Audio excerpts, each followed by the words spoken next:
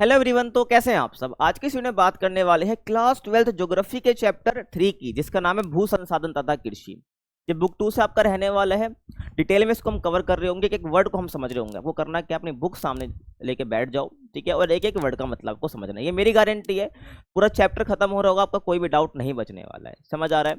इसके जो free PDF notes है कहाँ मिल जाएंगे, आपको टेलीग्राम पर मिल जाएंगे, तो आप ज्वाइन कर सकते हो। Class 12th ESP new group के नाम से आपको ग्रुप मिल जाएगा।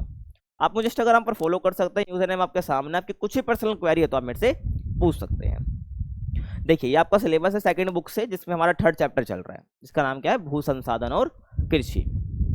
देखिए, अगर मैं बात करता हूं भू संसाधन यानी कि जमीन, जो कि आपको क्या प्राकृतिक संसाधन है, प्राकृतिक रूप से मिली हुई है, इंसान ने खुद तो बनाई नहीं है, तो प्राकृतिक संसाधन है। अब भाई प्राकृतिक संसाधन है तो इंसान इसको अपने तरीके से अलग अलग कामों में यूज कर रहा है। तो ये चैप्टर हमको देखना है। पहले हम यही देखेंगे कि भाई भू उपयोग किस प्रकार से करा जा रहा है अलग अलग कामों के लिए, ठीक है। तो हम भू उपयोग को वर्गीकरण करेंगे, है ना, और उसके बाद हम जो आगे देखेंगे कि भाई किस प्रकार से कृषि में यूज करा जा रहा है भूमि का। समझ आ गया। आपका चैप्टर है, चैप्टर का नाम ही क्या है, भू संसाधन और कृषि। तो यहाँ पहले हम भू संसाधन को समझ रहे होंगे, देन हम कृषि के ऊपर डिटेल में बात कर रहे होंगे। समझ आ रहा है भाई चैप्टर का मतलब। देखिए, तो भूमि क्या एक प्राकृतिक संसाधन है और मनुष्य भू संसाधन का उपयोग अलग अलग काम के लिए करता है। जैसे खेती करना, चरगाह में पार्क बना दिया, तो डिफरेंट वर्क्स में ये यूज करा जाता है। समझ आ रहा है। और जब अपने चारों ओर आप देखते हो तो आपने भूमि के कई प्रकार अपने आसपास देखे होंगे, ठीक है, ध्यान रखना। तो अलग अलग काम में यूज होता है। जैसे कि आप बता सकते हो यहाँ पर खेती करना, विद्यालय बनाना, घर बनाना, सड़क निर्माण, देन चरगाह हो गया, आपका पार्क हो गया, सिनेमा घर हो गया, एंड अस्पताल हो गया। तो ये सब यूज आपने जो है देखे होंगे अपने आसपास।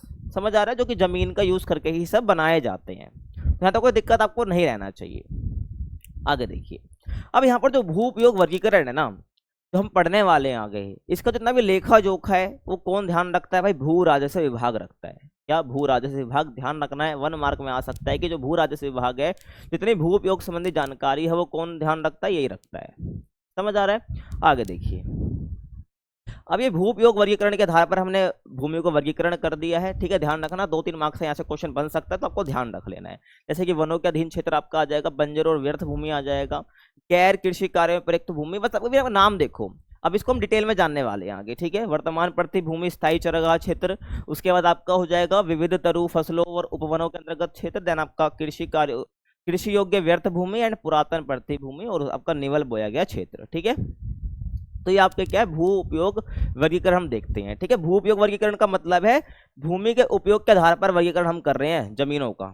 समझ आ रहा है। तो यहाँ पर हम पहले बात करते हैं वनों के अधीन क्षेत्र, जिसको हम फॉरेस्ट लैंड भी बोलते हैं। देखो, वनों के अधीन क्षेत्र का मतलब है जहां पर आपको वन देखने को मिलते हैं। अब यहाँ पर हम 2 कैटेगरी की बात करते हैं, जहां पर भाई एक्चुअली में यानी वास्तविक वन है वहां पर, ठीक है, वास्तविक वन वहां पर हमारा है। अगर हम जाएंगे उस जगह पर तो हमको वहां पर वन देखने को मिलेंगे।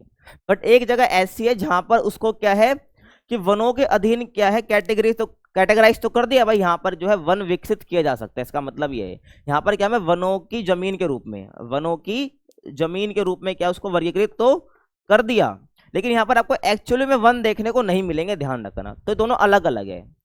एक तो जहां पर वास्तविक वन है, ध्यान रखना, वनों के अधीन जहां पर वास्तविक वन आपको देखने को मिल रहे हैं, जहां पर एक ऐसी जमीन है जिसको हमने वनों के वनों में वर्गीकृत भूमि के आधार पर हमने कैटेगराइज कर दिया है, बट वहां पर आपको वन देखने को नहीं मिल रहे हैं। तो फिर हमने वर्गीकृत क्यों करा है, वर्गीकृत इसलिए करा ताकि फ्यूचर में वहां पर जो है वन जो है, जो फॉरेस्ट है, उसको डेवलप किया जा सके। समझ आ रहा है। तो दोनों आपको ध्यान रखना है। देखिए, तो यहाँ पर आपको यही ध्यान रखना है कि भाई वर्गीकृत वन क्षेत्र, जहां पर हमने क्या वन क्षेत्र को वर्गीकृत कर दिया, कैटेगराइज कर दिया है, और वनों के अंतर्गत वास्तविक क्षेत्र, जो कि ऐसे क्षेत्र जो वनों के अंतर्गत आते हैं, वहां पर आपको एक्चुअली में वन देखने को मिल रहे हैं। समझ आ रहा है। तो दोनों अलग अलग है, इनको आप एक बार समझ लेना भाई। वर्गीकृत अगर वन क्षेत्र तो वहां पर आपको वन देखने को मिलेंगे ही मिलेंगे, नहीं, ध्यान रखना है। आगे चले, सरकार द्वारा वर्गीकृत वन क्षेत्र जो है, जिसके हम यहाँ पर हम बात कर रहे थे, वर्गीकृत वन क्षेत्र का सीमांकन इस प्रकार किया जाता है कि भाई फ्यूचर में वहां पर जो है वन विकसित किए जा सकते हैं। तो मान लो सरकार को दिखता है कि भाई एक ऐसी जमीन है, यहाँ पर जो है वन विकसित किए जा सकते हैं, तो इसको वनों के अधीन या वर्गीकृत वन क्षेत्र में क्या कर देती है, वर्गीकृत वन क्षेत्र में कैटेगराइज कर देती है। समझ आ गया। यहाँ पर आपको एक्चुअल में जो है वन देखने को नहीं मिलेंगे, बाद में डेवलप करे जा सकते हैं। समझ आ रहा है। देखिए, और एक और चीज ध्यान रखनी है, क्या कि एक्चुअल में जो अपना पूरा इंडिया है, इसके टोटल जितना भी एरिया है ना अपना, उसके लगभग 33% पर, उसके लगभग 33% पर क्या होने चाहिए, 1 होने चाहिए, लेकिन एक्चुअल में इतने हैं नहीं। तो यही आपका क्वेश्चन यहाँ पर है, कमेंट में बताना है आपको कि वर्तमान समय में भारत के कितने परसेंट एरिया पर, कितने परसेंट क्षेत्र पर 1 आपको देखने को मिल रहे हैं, और होने कितने चाहिए, 33% होने चाहिए, लेकिन इतने हैं नहीं। समझ रहे हो? आगे देखिए, और भू राजस्व अभिलेखों में इसी परिभाषा को सतत अपनाया गया है। ठीक है भाई, तो जितने भू राजस्व अभिलेख हैं जो भू राजस्व से संबंधित हैं, तो उसमें क्या इसी परिभाषा को, ठीक है, वर्गीकृत वन क्षेत्र वाली परिभाषा को अपनाया गया, ध्यान रखना। आगे चलें, उसके बाद है भाई बंजर और व्यर्थ भूमि। ठीक है भाई, बंजर और व्यर्थ भूमि का मतलब है ऐसी भूमि जो कि बंजर पड़ी, जिसको कृषि के लिए यूज नहीं करा जा सकता और व्यर्थ है, तो उसको दूसरे कामों में प्रयोगों में ले लिया जाता है। देखिए, तो ये वह भूमि जो प्रचलित प्रौद्योगिकी की मदद से कृषि योग्य नहीं बनाई जा सकती है, मतलब कि जो भी टेक्नोलॉजी अभी चल भी रही है ना, उसकी मदद से भी जो है ऐसी जमीन को भाई काम के लिए नहीं लिया जा सकता, उसको भाई ठीक नहीं करा जा सकता है, तो बंजर और व्यर्थ भूमि कहलाती है। समझ आ रहा है तुम्हें? देखो, जैसे कि बंजर पहाड़ी भूभाग हो गया, आपका मरुस्थल हो गया, है ना, इन सबको क्या कृषि अयोग्य व्यर्थ भूमि में वर्गीकृत किया जा सकता है। बंजर और व्यर्थ भूमि का मतलब है वहां पर कृषि तुम नहीं कर सकते, वो कृषि के लिए यूजफुल है ही नहीं, तो बंजर भूमि होते हैं, और व्यर्थ भूमि है तो उसको दूसरे कामों में उपयोग में ले लिया जाता है, ध्यान रखना है। आगे चलें, उसके बाद गैर कृषि कार्य में प्रयुक्त भूमि, ऐसी भूमि होते जिनको जितने भी गैर कृषि काम है, कृषि के अलावा जितने काम बचे वो गैर कृषि हैं, तो गैर कृषि कार्य में प्रयुक्त भूमि।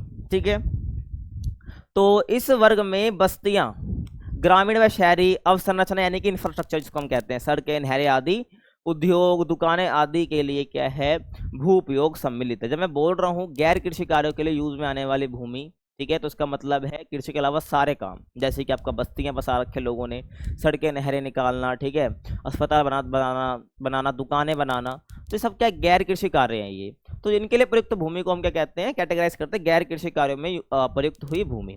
समझ आ रहा है आपको? ध्यान रखना, जो भूमि कृषि योग्य नहीं है तो उसको ऐसे काम में ही यूज में लिया जाता है। ठीक है, आगे देखिए, और द्वितीयक और तृतीयक कार्यकलापों में वृद्धि से इस संवर्ग के भूपयोग में वृद्धि होती है। ठीक है, जैसे ही आपका सेकेंडरी सेक्टर और जब टर्शरी सेक्टर है, यानी कि द्वितीयक और तृतीयक आपका जो वर्ग है, सेक्टर है, जब इसमें वृद्धि होएगी ना, तभी क्या आपको गैर कृषि कार्य में जो प्रयुक्त भूमि है इसका जो चलन है वो बढ़ता चला जाएगा, और कृषि जो भूमि है वो घटती चले जाएगी। सीधी सी बात है, ध्यान रखना, क्योंकि कृषि आती है हमारी प्राथमिक क्रिया में।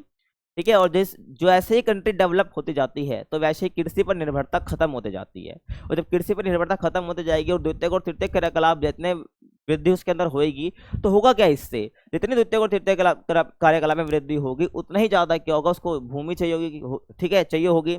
तो इससे क्या होता है भाई, तो इस वाला जो सेक्टर है, यानी जो भूमि प्रयोग है बढ़ जाता है, इसके लिए जमीन तो चाहिए होगी, ध्यान रखना है, तो ये वाला भू उपयोग ज्यादा बढ़ जाता है। आगे चले, उसके बाद स्थायी चरागाह क्षेत्र, जहाँ पे जो पशु हैं वो चारा चरते हैं, ध्यान रखना, तो स्थायी चरागाह क्षेत्र के लिए भी जो है भूमि प्रयोग में लाई जाती है। तो इस प्रकार की अधिकतर भूमि जो है ग्राम पंचायत या सरकार का स्वामित्व होता है। ठीक है भाई, जब भी मैं स्थायी चरागाह क्षेत्र की बात कर रहा हूँ तो किसी एकल व्यक्ति के हाथ में नहीं होता, उसका एकल व्यक्ति का अधिकार नहीं होता है, बल्कि पूरे गाँव का होता है या सरकार के अधीन वो आती है, ध्यान रखना है, सरकारी जमीन आप कह सकते हो। ठीक है, उसे आगे देखिए, इस भूमि का केवल एक छोटा भाग जो है निजी स्वामित्व में होता है।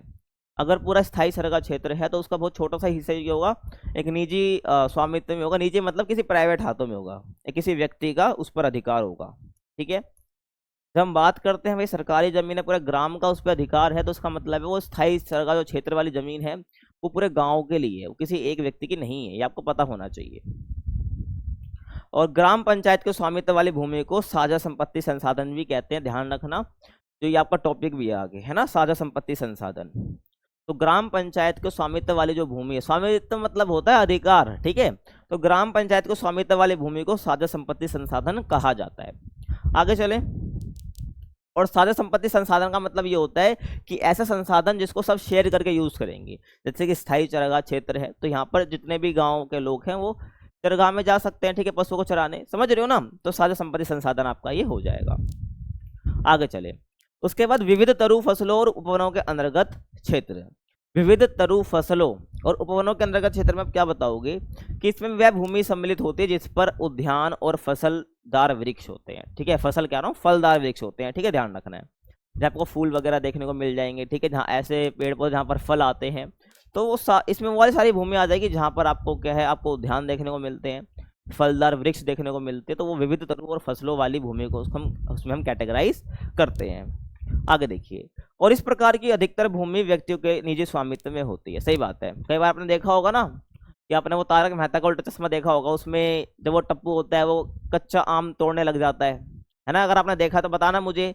तो उसको फिर पकड़ने के लिए उसका जो ओनर है वो दौड़ता है उसके पीछे, क्यों? क्योंकि वो उसके प्राइवेट अधिकार है, उस पर उसका कोई निजी अधिकार है ना। तो वही बात है, तो विविध तरु फसलों और उपवनों के अंतर्गत क्षेत्र जो अधिकतर होते हैं ये निजी स्वामित्व के होते हैं। अगर यहाँ पर आप एंट्री करोगे तो जो उसका ओनर है वो आपको दिक्कत दे सकता है, ध्यान रखना। तो इसके अंदर तो ध्यान रखना, इस प्रकार की अधिकतर भूमि व्यक्तियों के निजी स्वामित्व में होती है, ध्यान रखना। उसके बाद कृषि योग्य व्यर्थ भूमि है, ठीक है, ऐसी जमीन है जो कृषि योग्य लेकिन फिर भी व्यर्थ है। समझ आ रहा है? देखिए, तो वह भूमि जो पिछले 5 वर्षों तक या अधिक समय तक परती या कृषि रही रही है। परती मतलब वहां पर हमने कृषि नहीं करी है, ऐसी जमीन, ठीक है, जो कृषि योग्य है लेकिन उसमें 5 साल तक, ठीक है, या उससे अधिक समय तक क्या नहीं करी हमने, उसको पड़ती यानी खाली छोड़ दी या कृषि रहित है वो, ठीक है, तो कृषि योग्य व्यर्थ भूमि में तब्दील हो जाती है। और भूमि उद्धार तकनीक द्वारा इसे सुधार कर कृषि योग्य बनाया जा सकता है। ठीक है भाई, एक पर्टिकुलर जमीन है जो 5 साल से यूज में नहीं ली जा रही है, तो उसको भाई टेक्नोलॉजी का यूज करके जो है कृषि योग्य बनाया जा सकता है। समझ आ रहा है तुमको मैं क्या कह रहा हूँ? आगे चलते हैं। उसके बाद वर्तमान प्रतिभूमि। अब वर्तमान प्रतिभूमि क्या है, उससे अलग है, ध्यान रखना है। देखिए, वर्तमान प्रतिभूमि का मतलब होता है वह भूमि जो एक कृषि वर्ष, बताऊंगा अभी एक कृषि वर्ष क्या होता है, ठीक है, वह भूमि जो एक कृषि वर्ष या उससे कम समय तक कृषि रहित रहती है। ऐसी भूमि जो एक कृषि वर्ष या उससे कम समय तक कृषि रहित मतलब कि जहां पर वहां पर कृषि करी नहीं है, तो उसको वर्तमान प्रतिभूमि में हम कैटेगराइज कर देते हैं, वर्तमान प्रतिभूमि कहलाती है। अब देखिए, अब आपके मन में सवाल आ रहा होगा यार कि एक कृषि वर्ष क्या होता है। देखिए, एक कृषि वर्ष का मतलब ये होता है कि जो किसान है उसने फसल उगा रहा है ना वो, तो उसमें वही बुआई से लेकर कटाई तक जितना भी कुछ उसकी गतिविधियां आती है वो सब इंक्लूड करी जाती है एक किसान की। ठीक है भाई, तो उसको एक किसान वर्ष कहते हैं। आप जनरली इसको बोल सकते हो कि भाई आपका 30 जून, ठीक है, 30 जून से इसकी शुरुआत होती है, ठीक है, और लगभग 1 जुलाई तक ये चलता है। जैसे कि मान लो 30 जून आपका ये 2025 का है ये, ठीक है, और 2026 तक ये चलेगा। ये आपका एक कृषि वर्ष हो जाएगा। क्या हो जाएगा आपका? एक कृषि वर्ष ये आपका हो जाएगा। ठीक है, ध्यान रखना है। अगर मैं बोल रहा हूँ एक कृषि वर्ष, तो आप लगभग 30 जून 2025 से चलेगा। अगर हम अब चलें अभी कि भाई एक कृषि वर्ष कब तक चलेगा, तो 30 जून 2025 से स्टार्ट हुआ है और 1 जुलाई 2025 तक आपका खत्म हो जाएगा। समझ रहे हो तुम? समझ आ रहा है तुम्हें? तो ये एक कृषि वर्ष आपका हो जाएगा। समझ रहे हो? तो ध्यान रखना है, आपका कृषि वर्ष हो जाएगा। उसके बाद आगे चलते हैं। देखो, उसके बाद आपका भूमि की गुणवत्ता बनाए रखने के लिए भूमि का प्रति रखना एक सांस्कृतिक महत्व है। ठीक है भाई, अगर हम बोल रहे हैं एक कृषि वर्ष से कम तक हम क्या रख रहे हैं, उसको खाली छोड़ रहे हैं, कृषि रहित रख रहे हैं, तो उसका मतलब है कि हम उसकी उर्वरता बढ़ाने के लिए कर रहे हैं, क्योंकि ये एक सांस्कृतिक चलन है जहाँ पर जो है कृषि की जमीन की उर्वरता बढ़ाने के लिए ये करा जाता है। आपको पता होगा, जब लगातार किसी जमीन पर तुम कृषि कर रहे हो तो वो उर्वरता खो देती है, तो इसके लिए उसको खाली छोड़ दिया जाता है। ठीक है, कुछ टाइम के उसको छोड़ दिया जाता है, जिससे क्या होता है, इसकी जो खोई हुई गुणवत्ता है, जो खोई हुई उपजाऊपन है, वो वापस आ जाता है। समझ आ गया? तो उसको हम वर्तमान प्रतिभूमि कहते हैं, आपको समझ आ रहा होगा। और इस विधि से क्या होता है, भूमि की जो क्षीण उर्वरता है या पौष्टिकता है वो प्राकृतिक रूप से वापस आ जाती है, जो बता चुका हूं मैं आपको। आगे चलिए। उसके बाद पुरातन प्रतिभूमि। क्या है? पुरातन प्रतिभूमि। ये सबको ध्यान रखना है, 2-3 मार्क्स में आ जाता है कई बार। तो ये भी कृषि योग्य भूमि है जो कि 1 वर्ष से अधिक लेकिन 5 वर्ष से कम समय तक कृषि रहित रहती है। ठीक है, देखो हमने क्या क्या बात करी है यहाँ पर, इसमें कंफ्यूज आपको नहीं होना है। यहाँ पर हमने कृषि योग्य व्यर्थ भूमि की बात करी जहाँ पर 5 सालों तक या उससे अधिक समय तक रही थी। ठीक है, वर्तमान में लगभग 1 कृषि वर्ष या उससे और कम समय तक रही है। लेकिन जब बात करते हो पुरातन प्रतिभूमि, तो ऐसी ये भी कृषि योग्य भूमि है। ठीक है, इसको कृषि योग्य में मतलब कृषि के काम में लिया जा सकता है, जो कि लगभग 1 वर्ष से अधिक लेकिन 5 साल से कम, 5 साल क्रॉस नहीं करा है लेकिन 5 साल से कम समय तक क्या रही है, कृषि रही है, मतलब ये कृषि कार्य यहाँ पर नहीं हुआ है, तो उसको हम पुरातन प्रतिभूमि बोलते हैं। और अगर कोई भूभाग 5 वर्ष से अधिक समय तक कृषि रहित रहता है तो उसको कृषि योग्य व्यर्थ भूमि में कैटेगराइज करा जाता है, ध्यान रखना। अगर मान लो यही पुरातन भूमि है, ये 5 साल तक रह गई या उससे अधिक समय तक खाली रह गई, तो इसको हम पुरातन पड़ती भूमि ना बोलकर कृषि योग्य व्यर्थ भूमि इसको हम बोलेंगे। आगे चलो, उसके बाद निवल बोया गया क्षेत्र। निवल बोया गया क्षेत्र वो होता है भाई कि वह क्षेत्र जिसमें भाई फसल उगाई जाती है फिर काटी जाती है, तो वो निवल बोया गया क्षेत्र होता है जनरली। ठीक है भाई, ऐसी जमीन जहाँ पर फसल उगा रहे हैं उधर उसको हम काट दे रहे हैं, तो इसको हम क्या बोलेंगे, निवल बोया गया क्षेत्र हम बोलेंगे। ठीक है, समझ आ रहा है तुमको? तो ये आपका क्या हो जाएगा, निवल बोया गया क्षेत्र आपका हो जाएगा। तो यहाँ पर आपको जो एक बॉक्स में दे रखा था जिसमें बहुत प्रकार की भूमि उपयोग आपको दे रखा था, वो हमने सारे कवर कर लिए और अच्छे से एक्सप्लेन मैंने आपको करा है। आई होप आपको समझ आया होगा, कुछ डाउट आपको नहीं रहा होगा। देखिए, अब हम बात करेंगे साझा संपत्ति संसाधन की। ठीक है, साझा संपत्ति संसाधन क्या होता है भाई, ऐसे संसाधन जिसको सभी यूज कर रहे हैं। ठीक है, मान लो एक गांव है, ठीक है, एक गांव है, एक गांव है, ठीक है, यहाँ पर एक जमीन है पर्टिकुलर। देखो जैसे कि मान लो ये पार्क है, क्या है ये पार्क है, अगर आपको दिख रहा हो तो। ठीक है, ये पार्क है, 2 मिनट। ठीक है, देखो मैं कह रहा हूं कि ये क्या है, ये आपका एक पार्क है। ठीक है, ये आपको जमीन है, यहाँ पर एक पार्क आपको देखने को मिल जा रहा है। एक गांव के अंदर एक पार्क है, ठीक है ना, ये वाला हिस्सा। अब ये जो पार्क है ना, ये किसी एक व्यक्ति का नहीं है, ये किसी एक व्यक्ति का नहीं है, बल्कि इस गांव में रहने वाले सभी व्यक्ति का है। इस गांव में रहने वाले सभी व्यक्ति का, ध्यान रखना, क्योंकि इसको सब यूज करेंगे। ठीक है, इसको सब यूज करेंगे, समझ रहे हो? तो ये सबका ही होगा, तो मैं कह रहा हूं, तुम्हें समझ आ रहा है? तो जो पार्क है किसी एक व्यक्ति का नहीं, सबका है। तो ये पार्क क्या हो जाएगा आपका, एक साझा संपत्ति संसाधन हो जाएगा। क्या हो जाएगा, साझा संपत्ति संसाधन आपका हो जाएगा। ठीक है, ध्यान रखना आपको, ये आपका साझा संपत्ति संसाधन आपका ये हो जाएगा। समझ रहे हो? तो ये आपको समझना है। देखिए जैसे कि ये आपको दिख रहा है, तो जैसे कि अब ये है, किसी एक फैमिली का तो नहीं है, ये गांव में रहने वाले सब लोगों का है। तो यहाँ पर सब पानी भर रहे हैं।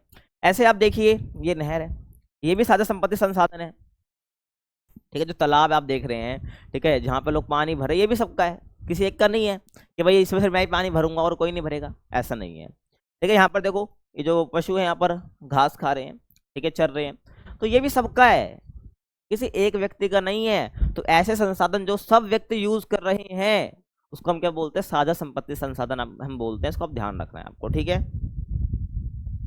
देखिए, अब भूमि के स्वामित्व के आधार पर ना हम मोटे तौर पर 2 वर्गों में बांटते हैं।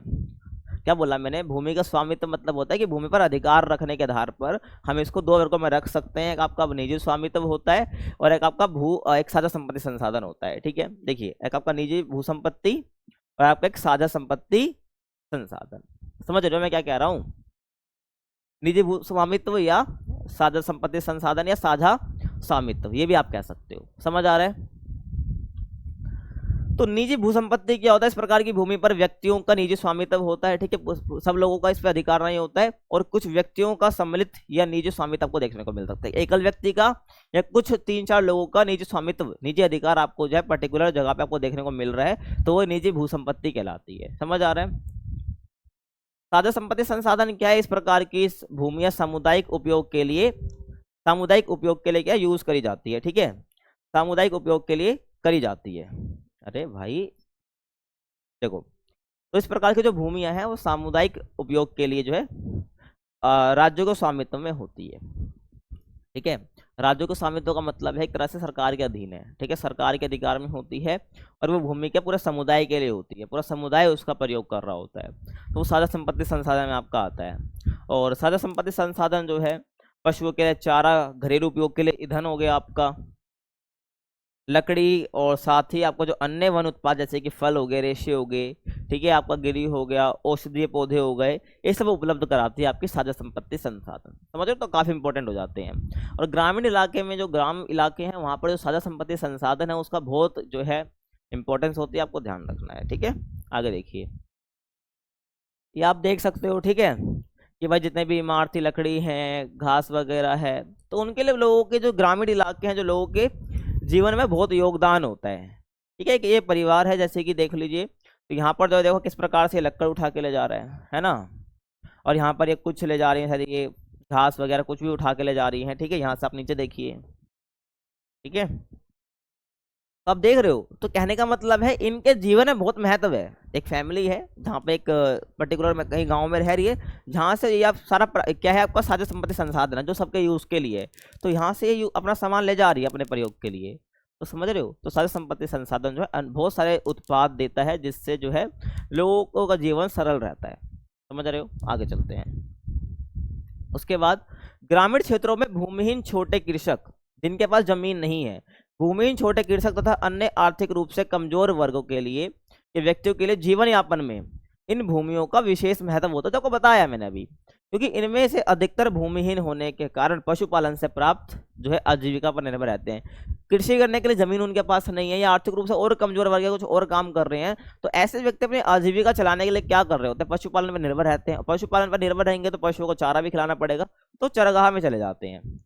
समझ रहे हो, तो ऐसे आपको ध्यान रखना है। तो इन लोगों के लिए विशेष महत्व है साझा संपत्ति संसाधन का। आगे देखिए, साझा संपत्ति संसाधनों को सामुदायिक प्राकृतिक संसाधन भी कहा जा सकता है। जो साझा संपत्ति संसाधन है इसको हम सामुदायिक प्राकृतिक संसाधन, यानी कि ऐसा प्राकृतिक संसाधन जो पूरे समुदाय के लिए है। समझ रहे हो, जहां सभी सदस्यों को इसके उपयोग का अधिकार होता है, कोई एक व्यक्ति इस पर अधिकार नहीं जमा सकता है, पूरे सबका अधिकार होता है। सामुदायिक वन, चरागाह, आपका ग्रामीण जलीय क्षेत्र जहां पर लोग जल इकट्ठा कर सकते हैं, और अन्य सार्वजनिक स्थान जो है साझा संपत्ति के उदाहरण है। समझ आ रहा है तुम्हें, आगे चलो। भारत में कृषि भू उपयोग, कि भाई भारत के अंदर जो है कृषि सेक्टर में, एग्रीकल्चर सेक्टर में भू उपयोग किस प्रकार से करा जाता है। तो भू संसाधन का महत्व उन लोगों के लिए बहुत ज्यादा है जिनकी आजीविका कृषि पर निर्भर है, आपको ये पता होना चाहिए, ठीक है। देखिए आगे चलते हैं, ठीक है। तो कृषि पूर्णतः भूमि पर आधारित, आपको पता है आसमान में तो कृषि होती ही नहीं है, तो कृषि जो पूरी जमीन पर आधारित है। तो ग्रामीण क्षेत्रों में भूमिहीनता प्रत्यक्ष रूप से वहां की गरीबी से संबंधित है। अब ग्रामीण क्षेत्रों में किसी के पास जमीन नहीं है, भूमिहीनता है, तो डायरेक्ट उसकी गरीबी का संबंध वही है कि उसका जमीन नहीं है, ध्यान रखना। तो कृषि करने तो उसके लिए जमीन चाहिए होती है, ध्यान रखना, विशेष महत्व है। अगर क्वेश्चन आ जाए ना तुम्हारा कि किसानों के लिए भूमि के संदर्भ में कृषि का महत्व बताओ, तो आपको यही सब लिख देना है जो बता रहा हूं मैं, ठीक है। कि किसानों के लिए भूमि का महत्व बताओ, तो आपको ये लिख देना है। उसके बाद भूमि की गुणवत्ता कृषि उत्पादकता को प्रभावित करती है, जो अन्य कार्यों में नहीं होती। कोई और काम कर रहे हो कृषि के अलावा तो तुम्हें भूमि की गुणवत्ता से कोई मैटर नहीं है, लेकिन जब बात आती है कृषि की, तो भूमि की गुणवत्ता जो है ना कैसी है, ये जरूर मैटर करेगी, ध्यान रखना। समझ रहे हो। उसके बाद ग्रामीण क्षेत्रों में भू स्वामित्व का आर्थिक मूल्य के अतिरिक्त सामाजिक मूल्य भी है।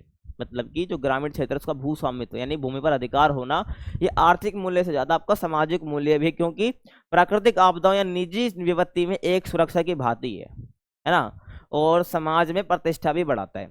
एक पर्टिकुलर जिसके पास जो है समाज के अंदर जमीन, अपनी घर है, जमीन है, खुद का भूमि स्वामित्व है, तो उसकी अलग प्रतिष्ठा होती है, और जमीन है उसको एक सुरक्षा के रूप में देखा जाता है कि इंसान का, ठीक है। फॉर एग्जाम्पल ऐसी कोई दिक्कत आ गई तो अपनी जमीन को आप बेच भी सकते हो, या पर्टिकुलर आप कुछ बनवा भी सकते हो वहां पर, तो आपकी सुरक्षा का एक जरिया भी हो जाता है। तो इसका एक सामाजिक मूल्य भी है और आर्थिक मूल्य तो है ही।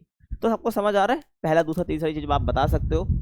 उसके बाद अलग अलग कामों के लिए जो है किस कृषि का जमीन का यूज करा जाता है, ध्यान रखना है। बेसिकली मैं कहूँ तो कृषि के लिए जो है प्रयोग करा जाता है, समझ रहे हो। आगे चलो, तो देखिए ये आपको समझ आया। अलग अलग कामों के लिए आपके जो किसान जो है यूज कर, बेसिकली पशुपालन भी करते, इसके पास भूमि नहीं है, और जो बेसिकली कृषि करते हैं उनको जमीन तो चाहिए ही चाहिए, मैं बता चुका हूँ। अब जो कृषि हो रही है, अब अलग अलग फसल उगाई जाती है, तो इन फसलों की ऋतुएं होती हैं। ये नहीं कि आपको कोई सी फसल कभी भी देखने को मिल जाएगी, ऐसा नहीं है। हर फसल अपने सीजन में उगाई जाती है, आपको ध्यान रखना है। तो भारत में फसल ऋतुएं की हम बात करने वाले हैं। देखो, तो हमारे देश के उत्तरी और आंतरिक भागों में, हमारे देश के उत्तरी और आंतरिक भागों में 3 प्रमुख फसल ऋतुएं है, खरीफ, रबी एंड आपकी जायद, ठीक है। ध्यान रखना है, आपको क्वेश्चन आ जाता है यहाँ से, खरीफ, रबी और जायद के नाम से जानी जाती है। यहाँ पर बेसिकली 3 जो है फसल ऋतुएं हैं, खरीफ, रबी और जायद। अब खरीफ में जो आएगी वो अलग कुछ फसलें होंगी, रबी में कुछ फसलें आएंगी, जायद में कुछ फसलें आएंगी, और इनका टाइम पीरियड भी अलग अलग होता है कि खरीफ में जो फसलें आती है वो कब बोई जाएंगी, रबी के अंदर जो फसलें आएंगी वो कब बोई जाएंगी, ऐसे जायद के अंदर जो फसलें आएंगी वो कब बोई जाएगी, ये आपको ध्यान रखना है। आगे मैं बात करूं, देखिए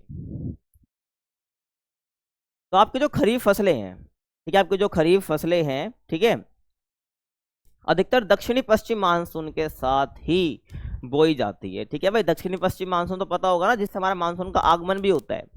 ठीक है, जो वर्षा भारत के अंदर वर्षा लाने में अपना योगदान भी देती है। तो खरीफ की फसलें अधिकतर जो है दक्षिणी पश्चिम मानसून के साथ ही बोई जाती है, जैसे आपका चावल, कपास, जूट हो गया, आपका ज्वार, बाजरा और अरहर, ये सब की खरीफ फसलें हैं। ये सब की क्या है, खरीफ फसलें, जो कि दक्षिण पश्चिम मानसून के साथ ही बोई जाती है। समझ आ रहा है? उसके बाद रबी की ऋतु, तो अक्टूबर नवंबर के टाइम से जो है ये बेसिकली बोई जाती है। तो अक्टूबर नवंबर में शरद ऋतु से प्रारंभ होकर ये मार्च अप्रैल में समाप्त हो जाती है। और यहाँ पर कौन कौन सी फसल उगाई जाती है भाई, गेहूं, चना तथा सरसों आदि फसलों की बुवाई जो है सहायक होती है इस टाइम पे। ठीक है, ध्यान रखना, आपको लगभग अक्टूबर नवंबर के टाइम की बात हो रही है और मार्च अप्रैल तक इसे काट दिया जाता है, ध्यान रखना है। ठीक है, उसके बाद जायद, जो कि अल्पकालिक फसल सीजन है, ध्यान रखना है, जो कि भाई आपका रबी की कटाई के बाद स्टार्टिंग हो जाता है। मार्च अप्रैल में कटाई हो गई रबी की, रबी फसल की, उसके तब का जायद सीजन जो है स्टार्ट हो जाता है, फसल ऋतु स्टार्ट हो जाती है। ध्यान रखना है, इस ऋतु में आपका तरबूज हो गया, खीरा हो गया, ककड़ी हो गया, सब्जियां हो गया, चारा आदि या चारे की फसलें उगाई जाती हैं। समझ आ रहा है आपको? आगे उसके बाद देखिए, आपकी जो टेबल आपकी बुक के अंदर ही दे रखी है, जिसमें आपको ये बता रखा है खरीफ, रबी, जायद है, इसमें कौन कौन सी फसलें उत्तर भारत राज्यों में और दक्षिण राज्यों में उगाई जाती है इस सीजन के अंदर। ठीक है, तो भाई एक बार देख लेते हैं इसको भी। तो अगर मैं खरीफ फसल ऋतु की बात करता हूं तो जून से सितंबर तक इसका पूरा टाइम पीरियड चलता है। ठीक है भाई, जून में इसकी बुवाई होती है, सितंबर में कटाई हो जाती है, उसके बाद आपका अगला सीजन स्टार्ट हो जाता है। तो खरीफ के अंदर मैं बात करता हूं तो उत्तर भारत के अंदर आपका चावल, कपास, बाजरा, मक्का, ज्वार, अरहर ये बेसिकली उगाई जाती है। उसके बाद प्रमुख फसल दक्षिण राज्यों में खरीफ के अंदर तब का चावल, मक्का, रागी, ज्वार, मूंगफली आ जाता है। ठीक है भाई, तो कुछ कुछ सेम आपको देखने को भी मिलेगा। उसके बाद रबी फसल की बात करूँ, जो कि अक्टूबर में इसको बोया जाता है और मार्च या अप्रैल के टाइम तक इसको काट लिया जाता है। उसके बाद अगला आपको जो जायद सीजन है वो स्टार्ट हो जाता है। तो रबी के अंदर आपको गेहूं, चना, तोरई, सरसों आ जाएगा, जुआ आ जाएगा, जो कि उत्तर भारत में बेसिकली बोई जाती है। उसके बाद दक्षिण राज्यों की मैं बात करूं, दक्षिण राज्यों के अंदर आपका जो है चावल, मक्का, रागी, मूंगफली आपका आ जाएगा। ठीक है, और जायद की बात करूं जो कि अप्रैल से स्टार्ट होता है, जून में उसको काट दिया जाता है। ठीक है, तो इसके अंदर की वनस्पति आ जाएगी, सब्जियां, फल, चारे की फसलें आ जाएंगी।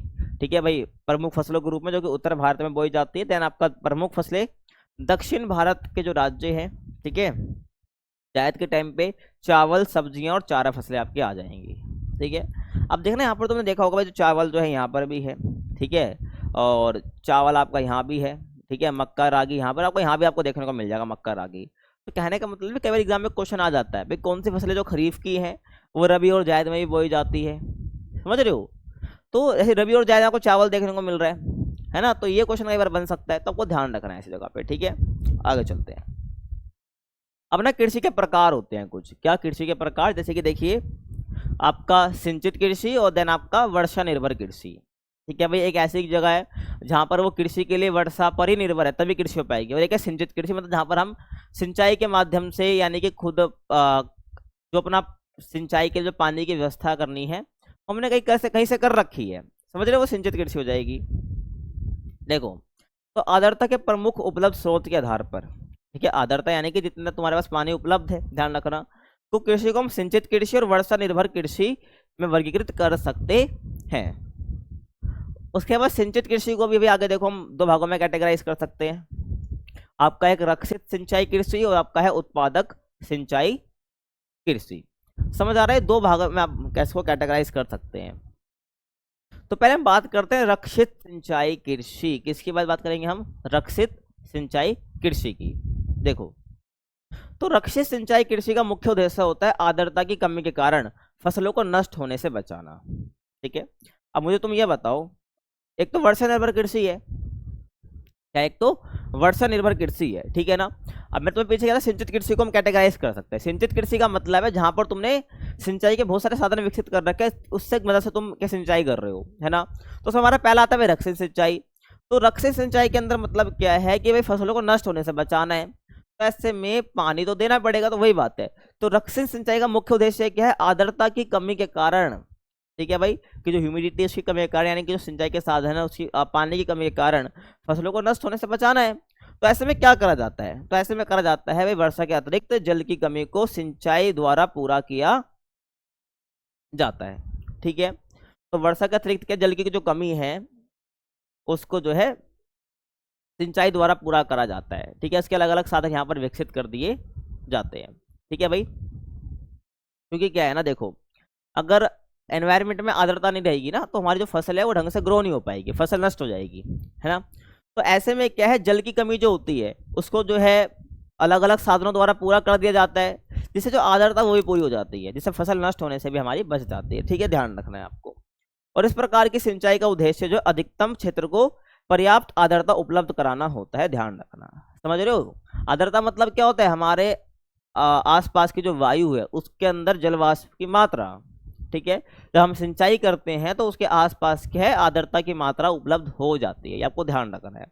तो सिंचाई का उद्देश्य क्या होता है, अधिकतम क्षेत्र को पर्याप्त आर्द्रता उपलब्ध कराना। उसके बाद उत्पादक सिंचाई कृषि क्या है आपका, उत्पादक सिंचाई कृषि। तो यहाँ पर आपको क्या ध्यान रखना है, देखिए तो उत्पादक सिंचाई कृषि का मुख्य उद्देश्य है वे फसलों को पर्याप्त मात्रा में पानी उपलब्ध कराकर अधिकतम उत्पादकता प्राप्त करना।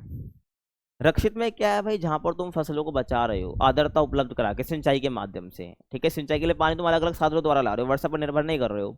उत्पादक सिंचाई का उद्देश्य क्या है, फसलों को पर्याप्त मात्रा में पानी की उपलब्ध कराना जितनी जरूरत है, ताकि अधिकतम जो है उत्पादकता हमें प्राप्त हो जाए, कोई कमी ना रह जाए। ठीक है भाई, समझ रहे हो, आगे देखो।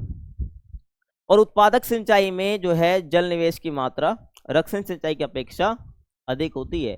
अगर मैं बात करूं उत्पादक सिंचाई की, तो यहाँ पर जो जल की आवश्यकता है, जल निवेश की मात्रा है, वो रक्षण सिंचाई से कम होती है, क्योंकि यहाँ पर हम उत्पादन के लिए कर रहे हैं, वहां पर हम रक्षा के लिए यूज कर रहे हैं। समझ आ रहा है तुम्हें, आगे देखिए। अब जो वर्षा निर्भर कृषि है इसको हम दो भागों में डाल सकते हैं भाई, शुष्क भूमि कृषि और आर्द्र भूमि कृषि। ठीक है, शुष्क भूमि कृषि मतलब जो सूखी जगह है ना, और आर्द्र मतलब थोड़ा जहाँ पर हमें आर्द्रता देखने को मिलती है। तो आर्द्र भूमि कृषि और शुष्क भूमि कृषि में हम कैटेगराइज कर सकते हैं वर्षा निर्भर कृषि को। समझ आ रहा है, आगे देखिए। तो शुष्क भूमि कृषि की बात करूं तो भारत में शुष्क भूमि खेती मुख्यतः उन प्रदेशों तक सीमित है जहां वार्षिक वर्षा जो है 76 सेंटीमीटर से कम है। तो जहां पर जो बारिश है 75 सेंटीमीटर, ठीक है, अगर मैं 76 कह दिया तो 75 ध्यान रखना है, 75%। ठीक है ना, तो 75% से कम या उतनी ही वर्षा आपको देखने को मिलती है किसी पर्टिकुलर जगह पर, तो उसको हम क्या कहते हैं भाई, शुष्क भूमि खेती वहां पर करी जाती है, क्योंकि वहां पर जो है वहां पर जो बारिश तो इतनी हो नहीं रही है, तो वहां पर वर्षा पर ही निर्भर है खेती के लिए, ध्यान रखना है। तो शुष्क भूमि खेती जो है ऐसे प्रदेशों तक सीमित है जहां पर 75% से कम जहां पर बारिश होती है। ठीक है भाई, ध्यान आपको रखना है। उसके बाद इन क्षेत्रों में जो है 2 मिनट, ठीक है भाई, 2 मिनट रुको भाई, ठीक है। अरे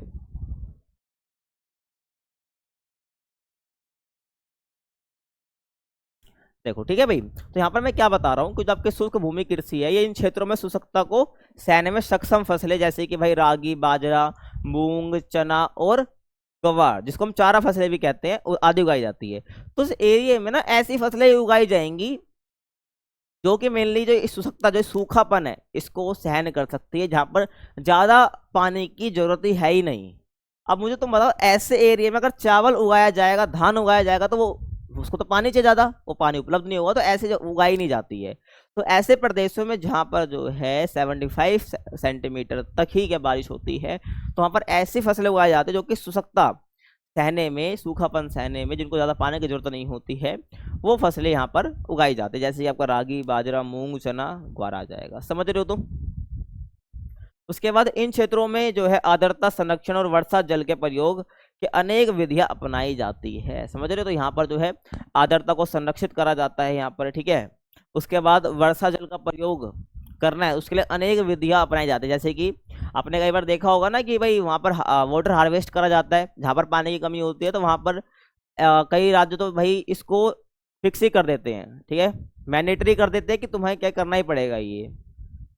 तो वहां पर क्या होता है भाई, जो बारिश का पानी है उसको स्टोर करा जाता है, ध्यान रखना। कई बार आपने देखा होगा ऐसा स्ट्रक्चर कि यहाँ पर लोगों का घर बना हुआ है, ये उनकी रूफ है, ठीक है, ये उनकी रूफ है, यहाँ से एक पाइप जा रहा है और यहाँ पर एक टैंक बना हुआ है, यहाँ पर क्या बना हुआ है, एक टैंक बना हुआ है। तो बारिश का पानी यहाँ से आएगा, इस पाइप के थ्रू जाएगा और यहाँ पर जाके वो इसके अंदर जमा होता रहेगा, और जब जरूरत पड़ेगी तो इसको तुम यूज कर सकते हो। ठीक है, समझ आ रहा है। तो ऐसे ही क्या है, अनेक विधियां प्रयोग में लाई जाती हैं पानी बचाने के लिए, समझ रहे हो, ऐसे एरिया में। उसके बाद आर्द्र भूमि कृषि की बात करूं तो आर्द्र भूमि कृषि क्या है, तो आर्द्र कृषि क्षेत्र में वर्षा ऋतु के अंतर्गत वर्षा जल पौधों की जरूरतों से अधिक होता है। समझ रहे हो मैं कह रहा हूँ, तो आर्द्र कृषि क्षेत्रों में जो वर्षा ऋतु के अंतर्गत जो आती है भाई, वर्षा ऋतु के अंतर्गत तो आपकी क्या आएगी, बारिश आएगी। तो आर्द्र कृषि क्षेत्रों में वर्षा ऋतु के अंतर्गत वर्षा जल जो है पौधों की जरूरत से अधिक होता है। तो भाई आर्द्र भूमि कृषि का मतलब यहाँ पर है भाई, यहाँ पर जो है पानी की जितनी जरूरत है ना, उससे ज़्यादा यहाँ पर क्या है, बारिश यहाँ पर हो रही है। ठीक है, और ये प्रदेश जो है बाढ़ और मृदा अपरदन का सामना करते हैं। ठीक है भाई, बाढ़ आ जाती है भाई, क्योंकि यहाँ पर अधिक से ज़्यादा ही, वहाँ पर शुष्क में देखा हमने कि 75% से कम हो रही है, यहाँ पर अधिक ही हो जाते हैं, जितनी जरूरत भी नहीं है ना, उससे ज़्यादा हो जाती है, जिससे बाढ़ जैसी समस्या देखने को मिल सकती है। ठीक है, फसल पूरी नष्ट हो सकती है, और मृदा अपरदन जैसी समस्या भी देखने को हमें मिल सकती है। मृदा अपरदन क्या होता है, जो मिट्टी है उसकी जो पूरी ऊपरी परत है वो हट जाए, ठीक है, पानी के बहाव के कारण या विंड के कारण, तो कुछ भी हो सकता है, तो उसको मृदा अपरदन हम कहते हैं। समझे, ध्यान रखना है। आगे मैं बात करूं, इन क्षेत्रों में वे फसलें उगाई जाती हैं जिन्हें पानी की अधिक मात्रा में आवश्यकता होती है, जैसे क्या चावल, जूट, गन्ना और ताजे पानी की जल कृषि भी यहाँ पर की जाती है। समझ रहे हो, तो मैं बता रहा हूँ तुमको, समझ आ रहा है। ऐसे तो इन एरिया में ऐसी फसलें उगाई जाएंगी जिनको ज़्यादा पानी की जरूरत होती है, ध्यान रखना, मैंने बता दिया है। अब हम बात करेंगे अपने खाद्यान्न फसलों की। देखो भाई, जब हम खाद्यान्न फसलों की बात करें, खाद्यान्न मतलब जो खाने में प्रयोग होती हैं, ठीक है, तो यहाँ पर हम बात कर रहे हैं भाई खाद्यान्न फसलों की। देखिए, तो भारतीय कृषि अर्थव्यवस्था में खाद्यान्नों की महत्ता को इस तथ्य से समझा जा सकता है कि देश के समस्त बोए गए क्षेत्र के 2/3 भाग पर खाद्यान्न फसलें उगाई जाती हैं। तो भारत के अंदर जो खाद्यान्न फसलें हैं, ठीक है ना, तो खाद्यान्न फसलों की इम्पोर्टेंस, क्या इम्पोर्टेंस जो है उसको हम इसी फैक्ट से समझ सकते हैं कि आपका जो पूरा बोया गया क्षेत्र है, कुछ भाई आपकी व्यापारिक फसलें होती हैं, ठीक है, जिसको केवल बेचने के लिए प्रयोग में लाया जाता है, तो पूरा बोया गया क्षेत्र है इंडिया के अंदर, उसके केवल 2/3 हिस्से पर, उसके 2/3 हिस्से पर क्या केवल खाद्यान्न फसलें उगाई जाती है, जो कि भाई, क्योंकि भाई भारत में इतनी जनसंख्या जो कि इनको भोजन तो चाहिए ही चाहिए, ध्यान रखना, तो इसलिए खाद्यान्न फसलों की जरूरतें यहाँ पर बहुत बढ़ जाती है। समझ आ रहा है, आगे देखिए। और देश के सभी भागों में जो खाद्यान्न फसलें हैं वो प्रमुख हैं, ध्यान रखना, देश के हर कोने कोने में जो खाद्यान्न फसलें इंपॉर्टेंट है, भले ही वहाँ जीविका निर्वाह अर्थव्यवस्था या व्यापारिक कृषि अर्थव्यवस्था हो, ठीक है, चाहे वहाँ पर जो है निर्वाह अर्थव्यवस्था हो या चाहे वहाँ पर व्यापारिक कृषि की अर्थव्यवस्था हो, लेकिन जब भी क्या वहाँ पर खाद्यान्न फसलों की इंपॉर्टेंस रहती रहती है, क्योंकि खाना तो सब खाते हैं, ध्यान रखना। अब देखिए, खाद्यान्न फसलों की बात कर रहे हैं तो इसके अंदर आपका अनाज आ जाता है, दालें आ जाती हैं, तिलहन आ जाता है, आपका रेशेदार फसल आ जाती है, और आपकी अन्य फसल आपकी यहाँ पर आ जाती है। तो यहाँ पर अनाज की बात करूँ तो अनाज के अंदर आपका चावल, गेहूं, ज्वार, बाजरा और मक्का आपका आ जाता है। ठीक है, देन हम बात करें भाई दाल की, तो यहाँ पर आपकी जो है चना, अरहर, उसके बाद तिलहन में बात करूँ मूंगफली, सरसों, सोयाबीन, सूरजमुखी। तो तिलहन वो होती है भाई ऐसी फसल जिनसे बेसिकली तेल निकाला जाता है, ऑयल निकाला जाता है। रेशेदार फसल है आपका कपास, जूट, आपने देखा होगा कई बार रेशेदार, कभी जूट आपने देखा होगा ना, बैग वगैरह बनाए जाते हैं, वो तो इन्हीं सबसे बनाया जाता है, कपास, जूट हो गया। और अन्य फसलें में हम बात करेंगे भाई आपको गन्ना, चाय एंड कॉफी, इनके बात हम कर रहे होंगे। तो ये सब आपकी फसलें होती थी, ध्यान आपको रखना है। अब इससे पहले ना, जब आप फसलों के बारे में आपको बताऊंगा तो कई बार आपको वर्ड देखने को मिलेंगे कुछ जो आपको कंफ्यूजिंग लग सकते हैं, जो क्योंकि छोटी क्लास में आपको बताए गए हैं, आपको छोटी क्लास में बताया गया है, बट आपने उस टाइम पे नहीं समझा, तो इसे आपको समझ भी नहीं आया, ठीक है ना। तो यहाँ पर आपको बता देता हूँ, तो ये वर्ड आएंगे आगे तो आपको समझ जाना भाई, ठीक है, कौन से एरिया की बात यहाँ पर हो रही है। देखो, ये आपको पता है, ये आपका उत्तरी ध्रुव है ना, ये आपका उत्तरी ध्रुव है जहाँ पे 90 डिग्री पर, और ये आपका दक्षिणी ध्रुव है, सीधी सी बात है। उसके बाद ये आपकी जो है अंटार्कटिक वृत्त होता है, इसको हम जो बोलते हैं, इसको हम क्या बोलते हैं, अंटार्कटिक वृत्त बोलते हैं, इसको हम आर्कटिक वृत्त बोलते हैं, इसको हम क्या बोलते हैं भाई, आर्कटिक वृत्त बोलते हैं, इसको अंटार्कटिक वृत्त बोलते हैं। ये आपकी मकर रेखा होती है, ये आपकी कर्क रेखा होती है, बीच में आपकी 0 डिग्री लाइन जारी होती है, इसको हम भूमध्य रेखा बोलते हैं, आप विषुवत रेखा भी बोल सकते हो या विषुवत वृत्त भी बोल सकते हो। समझ आ रहा है। देखिए, अगर मैं कर्क रेखा से लेकर मकर रेखा तक की बात करता हूँ, ये पूरा एरिया, ठीक है, पूरा एरिया, इसको हम क्या बोलते हैं, इसको हम बोलते हैं भाई उष्ण कटिबंध। क्या बोलते हैं, इसको हम बोलते हैं भाई उष्ण कटिबंध। समझ आया, इसको हम क्या बोलते हैं, उष्ण कटिबंध हम बोलते हैं। उसके बाद आपका जो ये वाला एरिया है जो कि आपका अंटार्कटिक वृत्त से लेकर आपका जो दक्षिणी ध्रुव तक है, ऐसे आपका जो आर्कटिक वृत्त से लेकर आपका जो उत्तरी ध्रुव तक है, इसको हम बोलते हैं शीत कटिबंध। क्या बोलते हैं इसको हम? शीत कटिबंध। ठीक है,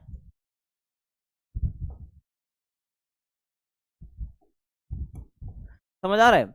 और ऐसे ही आपका जो कर्क रेखा और आपका जो आर्कटिक वृत्त हो गया उत्तरी ध्रुव के लिए, ऐसे ही आपका जो अंटार्कटिक वृत्त है उसका आपका मकर रेखा तक, इसको हम बोलते हैं भाई आपका शीतोष्ण। इसको और इसको शीतोष्ण कटिबंध बोला जाता है। क्या बोला जाता है? शीतोष्ण कटिबंध बोला जाता है। ठीक है, ध्यान रखना है,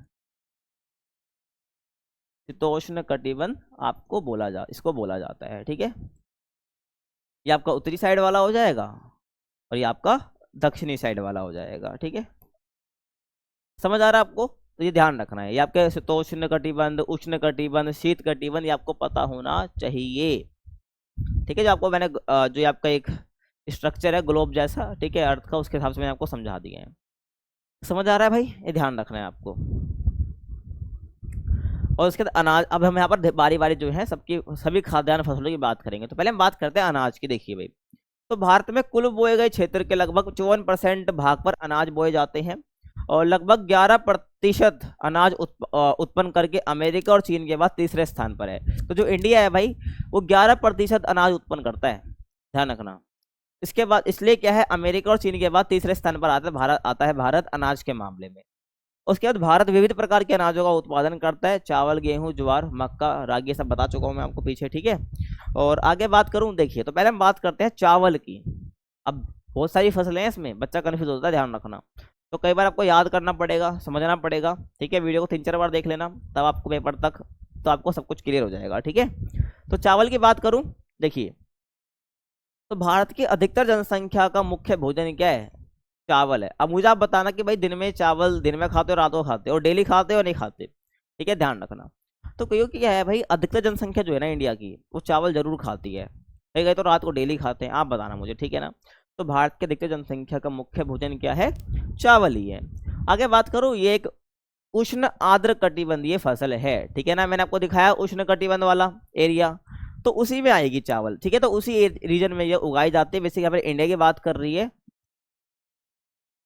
तो इंडिया भी क्या भाई उसी रीजन में आएगा, ध्यान रखना है आपको। तो ध्यान रखना, ठीक है भाई। तो ये क्या एक उष्ण आर्द्र कटिबंधीय फसल है और इनके अनेक किस्में हैं जो कि विभिन्न कृषि जलवायु में प्रदेशों में बोई जाती है या उगाई जाती है। ठीक है भाई, तो चावल की अनेक किस्में जो कि अलग अलग कृषि जलवायु प्रदेश जो है, मतलब कि कृषि जलवायु प्रदेश का मतलब है कि अलग अलग एरिया में ना अलग अलग जलवायु मिलती है। भारत की जलवायु तो अलग है, एक ही है मतलब, लेकिन हर राज्य में कुछ ना कुछ परिवर्तन आपको देखने को मिले जलवायु के हिसाब से। तो उसके हिसाब से जो अलग अलग किस्में जो है चावल की बोई जाती है, और ध्यान रखना है। ठीक है, और इसकी कृषि पूर्वी भारत के कई भागों से लेकर उत्तर पश्चिमी भारत के शुष्क परंतु सिंचित क्षेत्र पंजाब, हरियाणा, पश्चिमी उत्तर प्रदेश, उत्तरी राजस्थान में सफलतापूर्वक की जाती है। अब देखिए मैं क्या बोल रहा हूँ कि चावल एक ऐसी फसल है जो उसको बहुत पानी चाहिए। ठीक है, जो बिना पानी के उगाई जा ही नहीं सकती है, तो ध्यान रखना। तो इसकी कृषि पूर्वी भारत के कई भागों में तो होती है, और उत्तर पश्चिम भारत के शुष्क एरिया, लेकिन वो सिंचित क्षेत्र है, जैसे कि पंजाब हो गया, हरियाणा हो गया। सिंचित क्षेत्र है मतलब यहाँ पर जो है सिंचाई के अन्य साधनों की मदद से यहाँ पर सिंचाई करी जा रही है। सिंचित क्षेत्र पंजाब, हरियाणा और पश्चिमी उत्तर प्रदेश में भी उगाई जाती है, और उत्तरी राजस्थान में भी आपको देखने को मिल जाएगी चावल की खेती। ठीक है, एरिया आपको ध्यान रखना है। और दक्षिणी राज्य और पश्चिमी बंगाल में जलवायु अनुकूलता के कारण एक कृषि वर्ष में चावल की 2 या 3 फसलें बोई जाती हैं। ठीक है भाई, दक्षिण राज्यों के अंदर और पश्चिम बंगाल के अंदर जलवायु अनुकूलता का मतलब है कि जलवायु जो है चावल की फसल के ही अनुरूप है, अनुकूल है, मतलब कि वो जलवायु ठीक है बिल्कुल, जिससे चावल की फसल हो सकती है। तो एक कृषि वर्ष में ही क्या चावल की 2 या 3 फसलें बो दी जाती हैं। तो मैंने एक कृषि वर्ष आपको बता रखा है। और आगे देखिए भाई, पश्चिम बंगाल के किसान चावल की 3 फसलें उगा लेते हैं, जैसे ओस, अमन और बोरो। बहुत इंपॉर्टेंट क्वेश्चन है भाई एग्जाम पॉइंट ऑफ व्यू से, ध्यान रखना, एग्जाम में आ सकता है कि ओस, अमन, बोरो किसकी फसल है, या चावल की 3 फसलों का नाम बताइए। तो पश्चिम बंगाल के जो किसान है चावल की 3 फसलें उगा लेते हैं कृषि वर्ष के अंदर लगभग, क्योंकि यहाँ की जलवायु है वो कृषि अनुकूल है। ठीक है भाई, तो ओस, अमन और बोरो किसमें है फसल की, ठीक है, चावल की। उसके बाद परंतु हिमालय और देश के उत्तर पश्चिम भागों में ये दक्षिण पश्चिम मानसून ऋतु में खरीफ फसल के रूप में बोई जाती है। समझ रहे हो मैं क्या कह रहा हूँ? हिमालय और देश के उत्तर पश्चिम भागों में ये जो दक्षिण पश्चिम मानसून ऋतु में खरीफ फसल के रूप में बोई जाती है। समझ रहे हो ना? जो मैंने आपको बताया, जो आपकी चावल है किसके रूप में बोई जा रही है? खरीफ फसल के रूप में ये उगाई जाती है दक्षिण पश्चिम मानसून के साथ ही। मैंने तुम्हें पहले बता दिया था ये तो। और भारत जो है विश्व का 22.7% चावल जो उत्पादन करता है। अगर तो अनाज में तीसरे नंबर पर तो है ही, मैंने बता दिया है। तो भारत जो है ना कितना उत्पादन करता है? 22.07% जो है चावल उत्पादन करता है। और चीन के बाद भारत का विश्व में दूसरा स्थान है। अनाज के मामले में तीसरा स्थान है, लेकिन चावल की बात तुम करोगे तो चीन के बाद आता है भारत दूसरे स्थान पर। ठीक है, और ये डेटा 2018 के तक का है, ध्यान रखना, बुक में यहीं तक रखा है। उसके बाद गेहूं की बात करूं तो भारत में चावल के पश्चात गेहूं दूसरा प्रमुख अनाज है। चावल है, उसके बाद दूसरा प्रमुख अनाज जो है आपका गेहूं है। मैंने बात करूं, भारत विश्व का 12.8% गेहूं उत्पादन करता है। कितना? 12.8, चावल से कम है, ध्यान रखना। और ये मुख्यतः शीतोष्ण कटिबंधीय फसल है। ठीक है ना? आपका जो गेहूं है ये शीतोष्ण कटिबंधीय फसल है और इससे शरद अर्थात रवि ऋतु में ही बोया जाता है। समझ रहे हो? शीतोष्ण कटिबंध बेसिकली ठंडा एरिया है।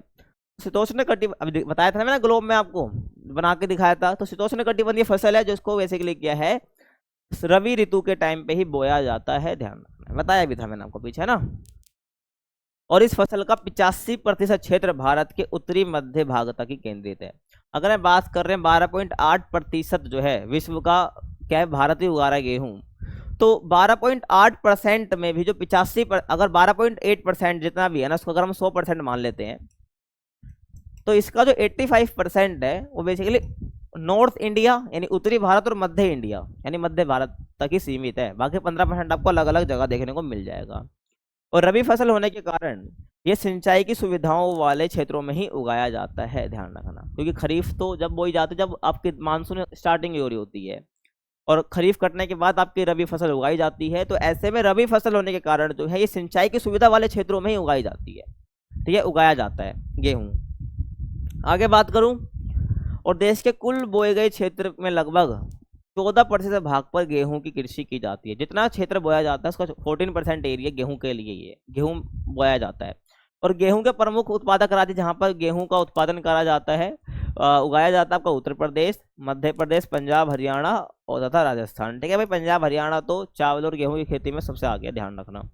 ठीक है, आगे बात करूं, मध्य प्रदेश, हिमाचल प्रदेश और जम्मू कश्मीर में गेहूं की कृषि वर्षाधारित है तथा उत्पादकता कम है। ठीक है भाई, ध्यान रखना, जो मध्य प्रदेश आपका हिमाचल प्रदेश है और जम्मू कश्मीर है, यहाँ पर जो गेहूं कृषि है वो वर्षा पर आधारित है। वर्षा होगी तभी जो है यहाँ पर ये कृषि कर पाते हैं, और उत्पादकता बेसिकली जो बाकी राज्यों के मुकाबले कम है यहाँ पर।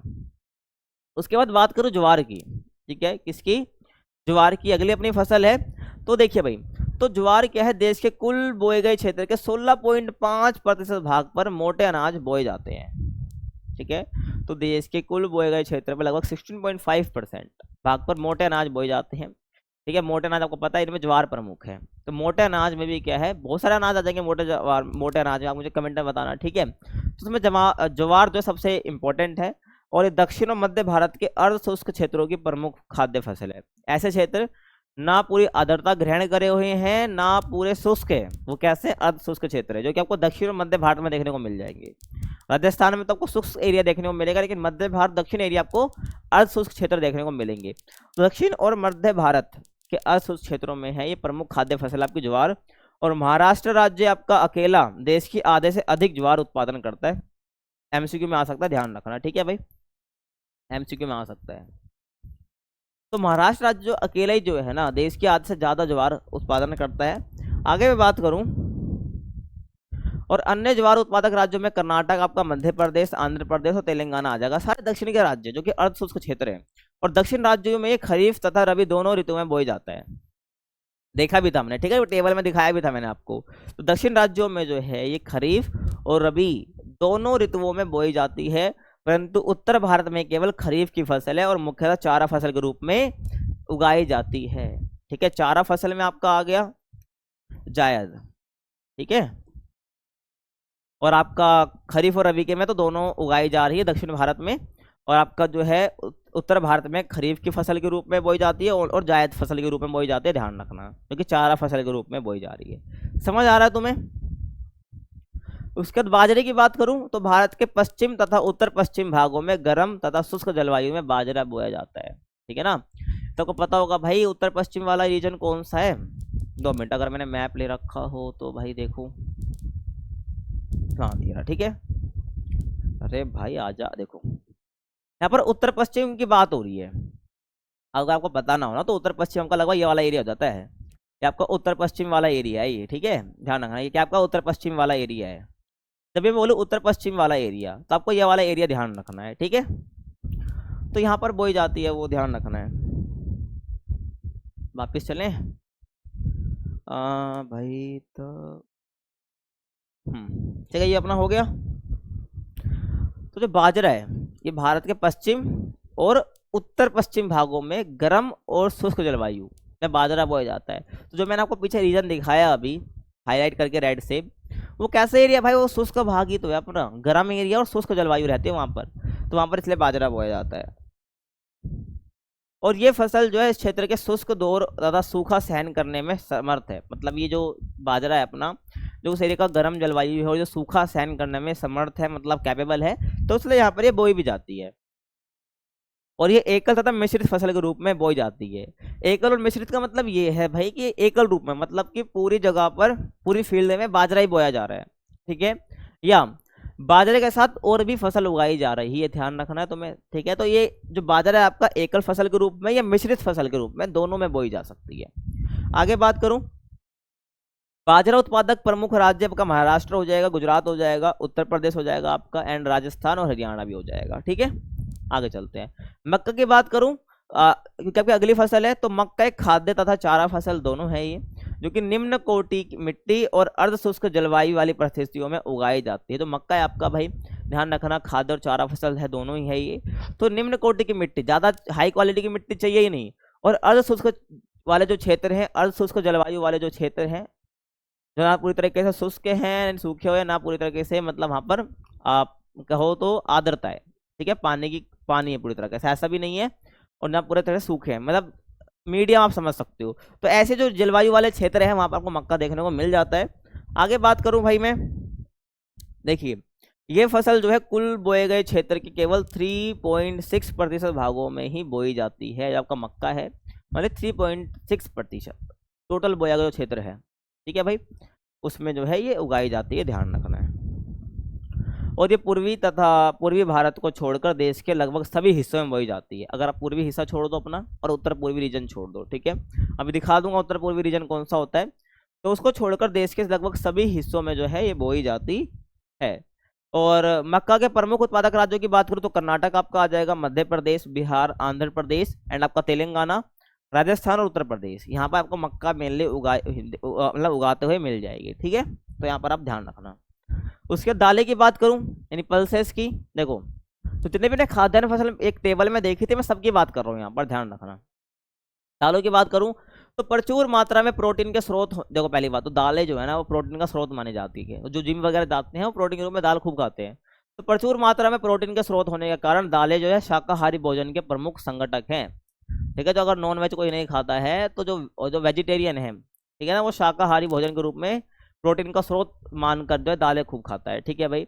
और ये फलीदार फसलें हैं, क्या है, ये फलीदार फसलें हैं जो कि नाइट्रोजन योगीकरण के द्वारा मिट्टी की प्राकृतिक उर्वरता बढ़ाती है, ठीक है। जो क्या है आपकी जो दालें हैं एक फलीदार फसलें हैं जो कि क्या है नाइट्रोजन योगीकरण के द्वारा मिट्टी की प्राकृतिक उर्वरता यानी बढ़ाते हैं। यानी कि जो आपकी दालें हैं, जो आपकी सोइल है, उसकी प्राकृतिक जो आपकी उर्वरता है ना बढ़ाने में कौन मदद करता है, ये फलीदार फसलें आपकी जो दालें हैं वही मदद करती है। किसके द्वारा, नाइट्रोजन योगीकरण के द्वारा, एक प्रोसेस है, ठीक है, आपने 11th में पढ़ा होगा, ये ध्यान रखना है।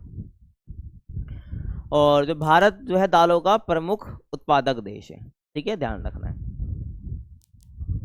आगे मैं बात करूं, देश में दालों की खेती अधिकतर दक्कन पठार, मध्य पठारी भाग में और उत्तर पश्चिम के कुछ शुष्क भागों में की जाती है। समझ आ रहा है मैं क्या कह रहा हूँ, जो दालें हैं उसकी जो खेती अधिकतर दक्कन पठार हो गया आपका, मध्य पठारी भाग हो गया और उत्तर पश्चिम भागों में हो गया। और आपका जो पूरा उत्तरी पूर्वी भारत है इसको छोड़ दो, ठीक है, और आपका जो उत्तर पूर्वी वाला रीजन है, मतलब ये लगभग, ठीक है, इसको आप छोड़ दो, ये रीजन छोड़ दो आप, ठीक है, ये तो नेपाल वाला एरिया, इसको आप कैंसिल कर देना, ठीक है। मतलब मैं दिखाना चाह रहा हूँ ये वाला जो एरिया अपना पूरा, इसको छोड़ दो। बाकी आपका जो दक्कन वाला पठार हो गया, यानी कि ये वाला हिस्सा जो आपका हो गया, ठीक है, ये आपका हो गया। मध्य पठारी भाग हो गया, यानी कि ये आपका हो गया, ठीक है, ये आपका मध्य पठारी भाग यहाँ पर आ जाएगा। फिर आपका उत्तर पश्चिम भाग जो मैं आपको दिखाई चुका हूँ, है ना, तो यहाँ पर जो है ये बोई जाती है, समझ आ रहा है। और देश के कुल बोए क्षेत्र का लगभग 11% भाग दालों के अधीन आता है। टोटल जितना भी क्षेत्र बोया गया है उसका 11% जो है दालें बोई जाती है वहाँ पर। और शुष्क क्षेत्रों में वर्षाधारित फसल होने के कारण दालों की उत्पादकता कम है। जितने भी, जैसे आपका उत्तर पश्चिम वाला रीजन हो गया, ठीक है, यहाँ पर तो भाई बारिश होती नहीं है इतनी, 75% तक ही होती है, सेंटीमीटर तक ही होती है, 75 सेंटीमीटर होती है ना, सेंटीमीटर होती है। तो ऐसे में वर्षाधारित फसल होने के कारण यहाँ पर जो दालों की उत्पादकता वो कम है बाकी रीजन के मुकाबले, ठीक है, इन रीजन के मुकाबले ध्यान रखना है आपको, है ना, इसके मुकाबले कम है। और चना और अरहर भारत की प्रमुख दालें हैं, ठीक है, चना और अरहर। उसके चने की बात करूं, दालों की बात कर रहे हैं, अब हम बात करेंगे भाई चनों की, क्योंकि मेनली इंडिया के अंदर चना और अरहर मेन है ना। चने की बात कर रहे हैं तो चना मुख्यतः वर्षाधारित फसल है, ठीक है भाई, ध्यान रखना है। और ये रबी ऋतु में बोई जाती है। तुम्हें और कुछ याद होना हो, ये जरूर याद होनी चाहिए भाई, कैसी फसल है, कौन से ऋतु में बोई जाती है, तो इसके बिना बात नहीं बनेगी अगर तुम्हें पता नहीं है, ध्यान रखना। और ये जो फसल है, इस फसल को सफलतापूर्वक उगाने के लिए वर्षा की केवल 1 या 2 हल्की बौछारों या 1 या 2 बार सिंचाई की आवश्यकता ही होती है। समझ रहे हो मैं क्या कर रहा हूँ। अगर तुम्हें भाई चने की जो फसल है इसको सफलतापूर्वक उगाना है तो ऐसे में वर्षा की केवल 1 या 2 हल्की बौछार हो जाए भाई, चना उग जाएगा तुम्हारा, ठीक है, क्योंकि वर्षा आधारित फसल है ये। या तो अगर तुम 1-2 बार सिंचाई भी कर दोगे, ठीक है, अगर मान लो कोई और साधन थे तो भी तुम्हारा काम बन जाएगा, ठीक है। चना आपकी जो चने की जो फसल है सफलतापूर्वक उग जाएगी। हरियाणा, पंजाब और उत्तरी राजस्थान में हरित क्रांति की शुरुआत से चने के फसल क्षेत्रों में कमी आई है। समझ रहे हो मैं क्या कह रहा हूँ। तो हरियाणा, पंजाब और जो उत्तरी राजस्थान है आपका, यहाँ पर हरित क्रांति की शुरुआत से चने के फसल क्षेत्रों में कमी आई है तथा इसके स्थान पर गेहूं की फसल बोई जाती है। आपको पता होगा, अभी आगे बताऊंगा, हरित क्रांति का टॉपिक भी है आपका। 1960 के दशक में जो है, ठीक है, 1960 के दशक में आपकी हरित क्रांति स्टार्ट हुई थी। क्या हुई थी आपकी हरित क्रांति स्टार्ट हुई थी, तो उसी टाइम पर हरित क्रांति स्टार्ट हुई है, उसी टाइम पर आपको गेहूं जैसी फसल पर बहुत जोर दिया गया था, अभी हरियाणा पंजाब जैसे क्षेत्र में, है ना। तो ऐसे में जो चने का जो फसल क्षेत्र है वो बहुत आपका कम हो गया, इसका स्थान किसने ले लिया, गेहूं की फसल ने ले लिया, ठीक है। आगे चलें, और इस फसल के प्रमुख उत्पादक राज्य आपके मध्य प्रदेश, उत्तर प्रदेश, महाराष्ट्र, आपका आंध्र प्रदेश, तेलंगाना और राजस्थान आपका आ जाता है, ध्यान आपको रखना है, जहाँ पर, ठीक है, बोया जाता है ये। और इसकी उत्पादकता कम तथा सिंचित क्षेत्रों में भी इसकी उत्पादकता एक वर्ष से दूसरे वर्ष के बीच में उतार चढ़ाव को देखने को मिल सकता है, ठीक है। आपका जो मैं क्या बता रहा हूँ, मैं आपको चना बता रहा हूँ यहाँ पर, है ना। तो चना है भाई यहाँ पर आपका, तो इसकी जो उत्पादकता है उसमें आपको उतार चढ़ाव देखने को मिल सकता है, ठीक है ना, एक वर्ष से दूसरे वर्ष के गैप में। मान लो पिछले वर्ष में ज़्यादा हुआ होगा, इस वर्ष में कम हो सकता है, क्योंकि ये वर्षा निर्भर कृषि है। वर्षा होगी तो भाई आपकी सफलतापूर्वक ये हो जाएगी, ठीक है, उग जाएगी।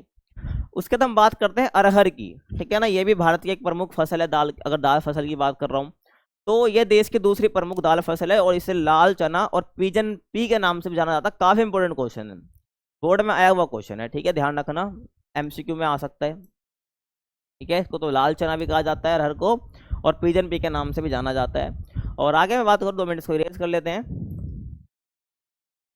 ठीक है भाई। देखो, तो ये देश के मध्य और दक्षिण राज्यों के शुष्क भागों में आपको वर्षाधारित परिस्थितियों तथा सीमांत भू क्षेत्रों पर बोई जाती है। क्या बोला भाई मैंने आपको, जो मध्य भारत है, दक्षिण राज्यों के जो शुष्क एरिया है, ड्राई रीजन है, वहां पर आपको देखने को मिल जाएगा। वहां पर होगी तो वहां पर वर्षाधारित फसल है, सीधी सी बात है, वर्षा होगी तो आपकी फसल हो पाएगी, है ना। और सीमांत भू क्षेत्र पर बोई जाती है, ठीक है। तो आपके सीमांत वाले, यानी कि जो आपको बिल्कुल बॉर्डर वाले एरिया देखने को मिल जाएंगे ना, वहां पर आपको देखने को मिलती है अरहर, ठीक है, ध्यान रखना है। और देश के अरहर के कुल उत्पादन का लगभग 1/3 भाग अकेले महाराष्ट्र से आता है, ठीक है। अरहर का जितना भी उत्पादन होता है इंडिया के अंदर, उसका लगभग 1/3 जो महाराष्ट्र से आता है। और अन्य प्रमुख उत्पादक राज्य आपका उत्तर प्रदेश, कर्नाटक हो जाएगा, गुजरात हो जाएगा, मध्य प्रदेश हो जाएगा, ठीक है भाई।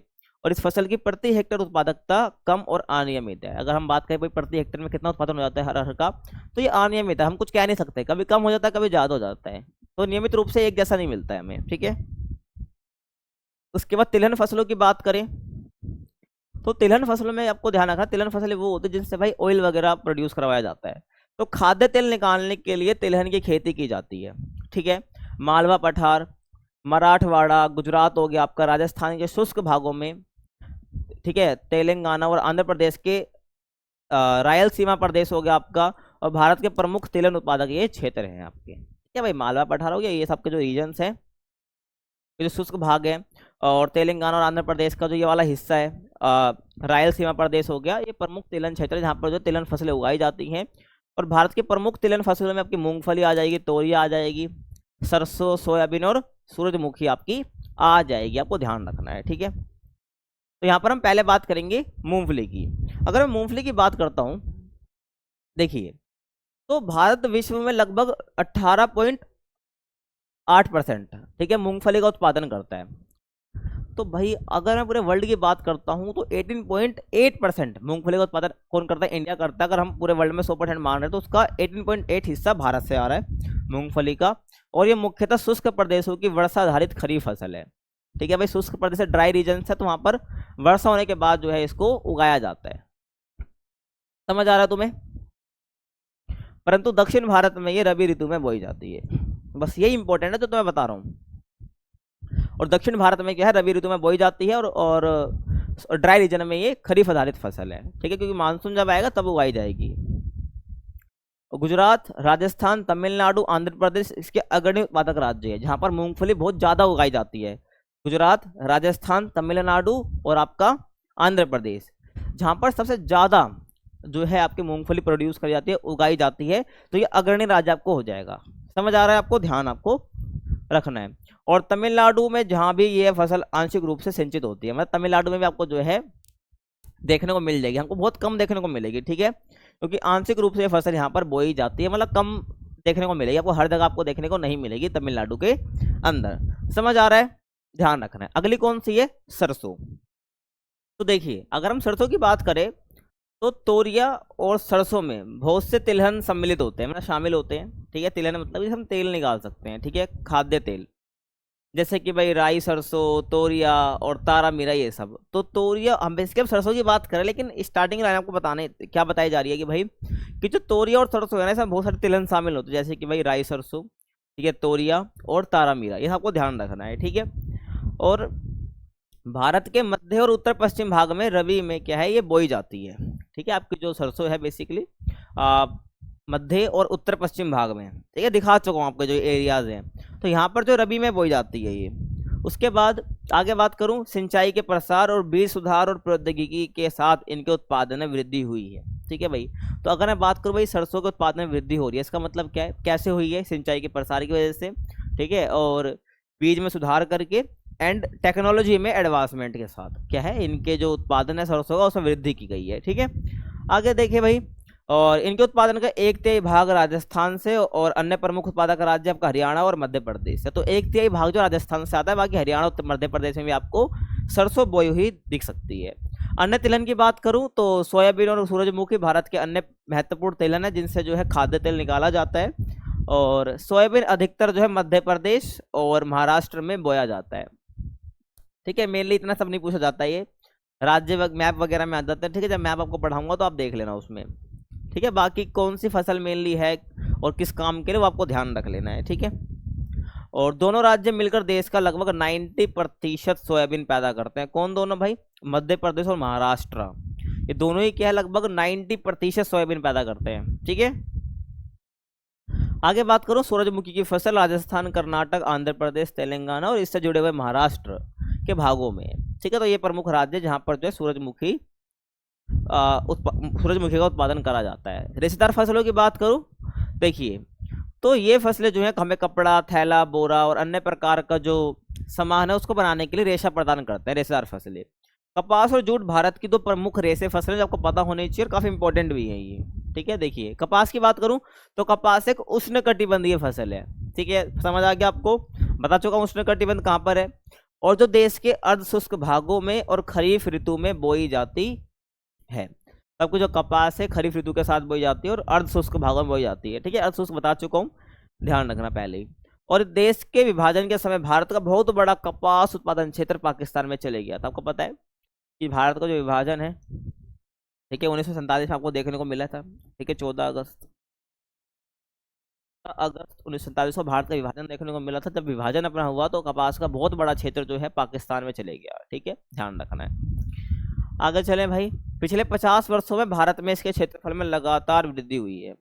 ये अगर मैं बात कर रहा हूँ भाई कपास के क्षेत्रफल में, तो लगभग 50 साल जो बीते हैं, इसमें जो कपास का क्षेत्रफल में लगातार वृद्धि हुई है, कहने का मतलब है कपास का जो एरिया है ग्रो करने का वो बढ़ता जा रहा है। ठीक है भाई, आगे बात करूं, भारत छोटे रेशे वाली व लंबे रेशे वाली अमेरिका दोनों प्रकार की कपास का उत्पादन करता है। ठीक है, जो भारत है ना, आपको दोनों रेशे, जो एक छोटे रेशे वाली यानी कि भारतीय, जो छोटे रेशे वाली आपको भारतीय कपास देखने को मिलेगा।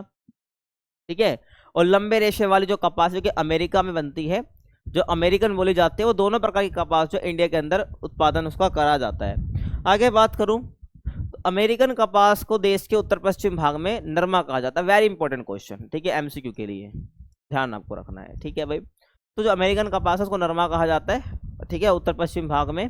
और भारत का कपास के उत्पादन में विश्व में चीन के पश्चात दूसरा स्थान है। अगर भाई कपास की बात करते हैं तो चीन के बाद अपना सेकंड नंबर पर आता है। आगे बात करूं, देश के समस्त बोए गए क्षेत्र में, समस्त बोए गए क्षेत्र का मतलब है जितना भी क्षेत्र बोया हुआ है उसके लगभग 4.7% क्षेत्र पर कपास बोया जाता है। ठीक है, और कपास के अग्रणी उत्पादक राज्य मतलब होता है जो सबसे ज्यादा कपास को उगा रहे हैं। ठीक है, अब गुजरात है, महाराष्ट्र है, आपका तेलंगाना है, आंध्र प्रदेश है, पंजाब है, हरियाणा है। ये आपको ध्यान रखना है। जूट की बात करूं, कपास की बात कर ली हमने, तो जूट का प्रयोग जो है मोटे वस्त्र, थैला, बोरे और अन्य सजावटी सामान बनाने में करा जाता है। ठीक है, ध्यान रखना है। आगे देखिए, और ये पश्चिम बंगाल और पूर्वी भागों की एक व्यापारिक फसल है जो कि बेसिकली मैं कहूँ लाभ कमाने के लिए जो है जूट उगाया जाता है। ठीक है, जूट का प्रोड्यूस करा जाता है। तो पश्चिम बंगाल और पूर्वी भागों की एक व्यापारिक फसल है। जो पश्चिम बंगाल के लोग हैं और जो पूर्वी भाग के लोग हैं भारत के, तो बेसिकली इसको व्यापारिक फसल के रूप में जो है इसको उगाते हैं। ठीक है, ध्यान रखना। और विभाजन के दौरान देश का विशाल जूट उत्पादक क्षेत्र जो है पूर्वी पाकिस्तान, बांग्लादेश में चला गया था।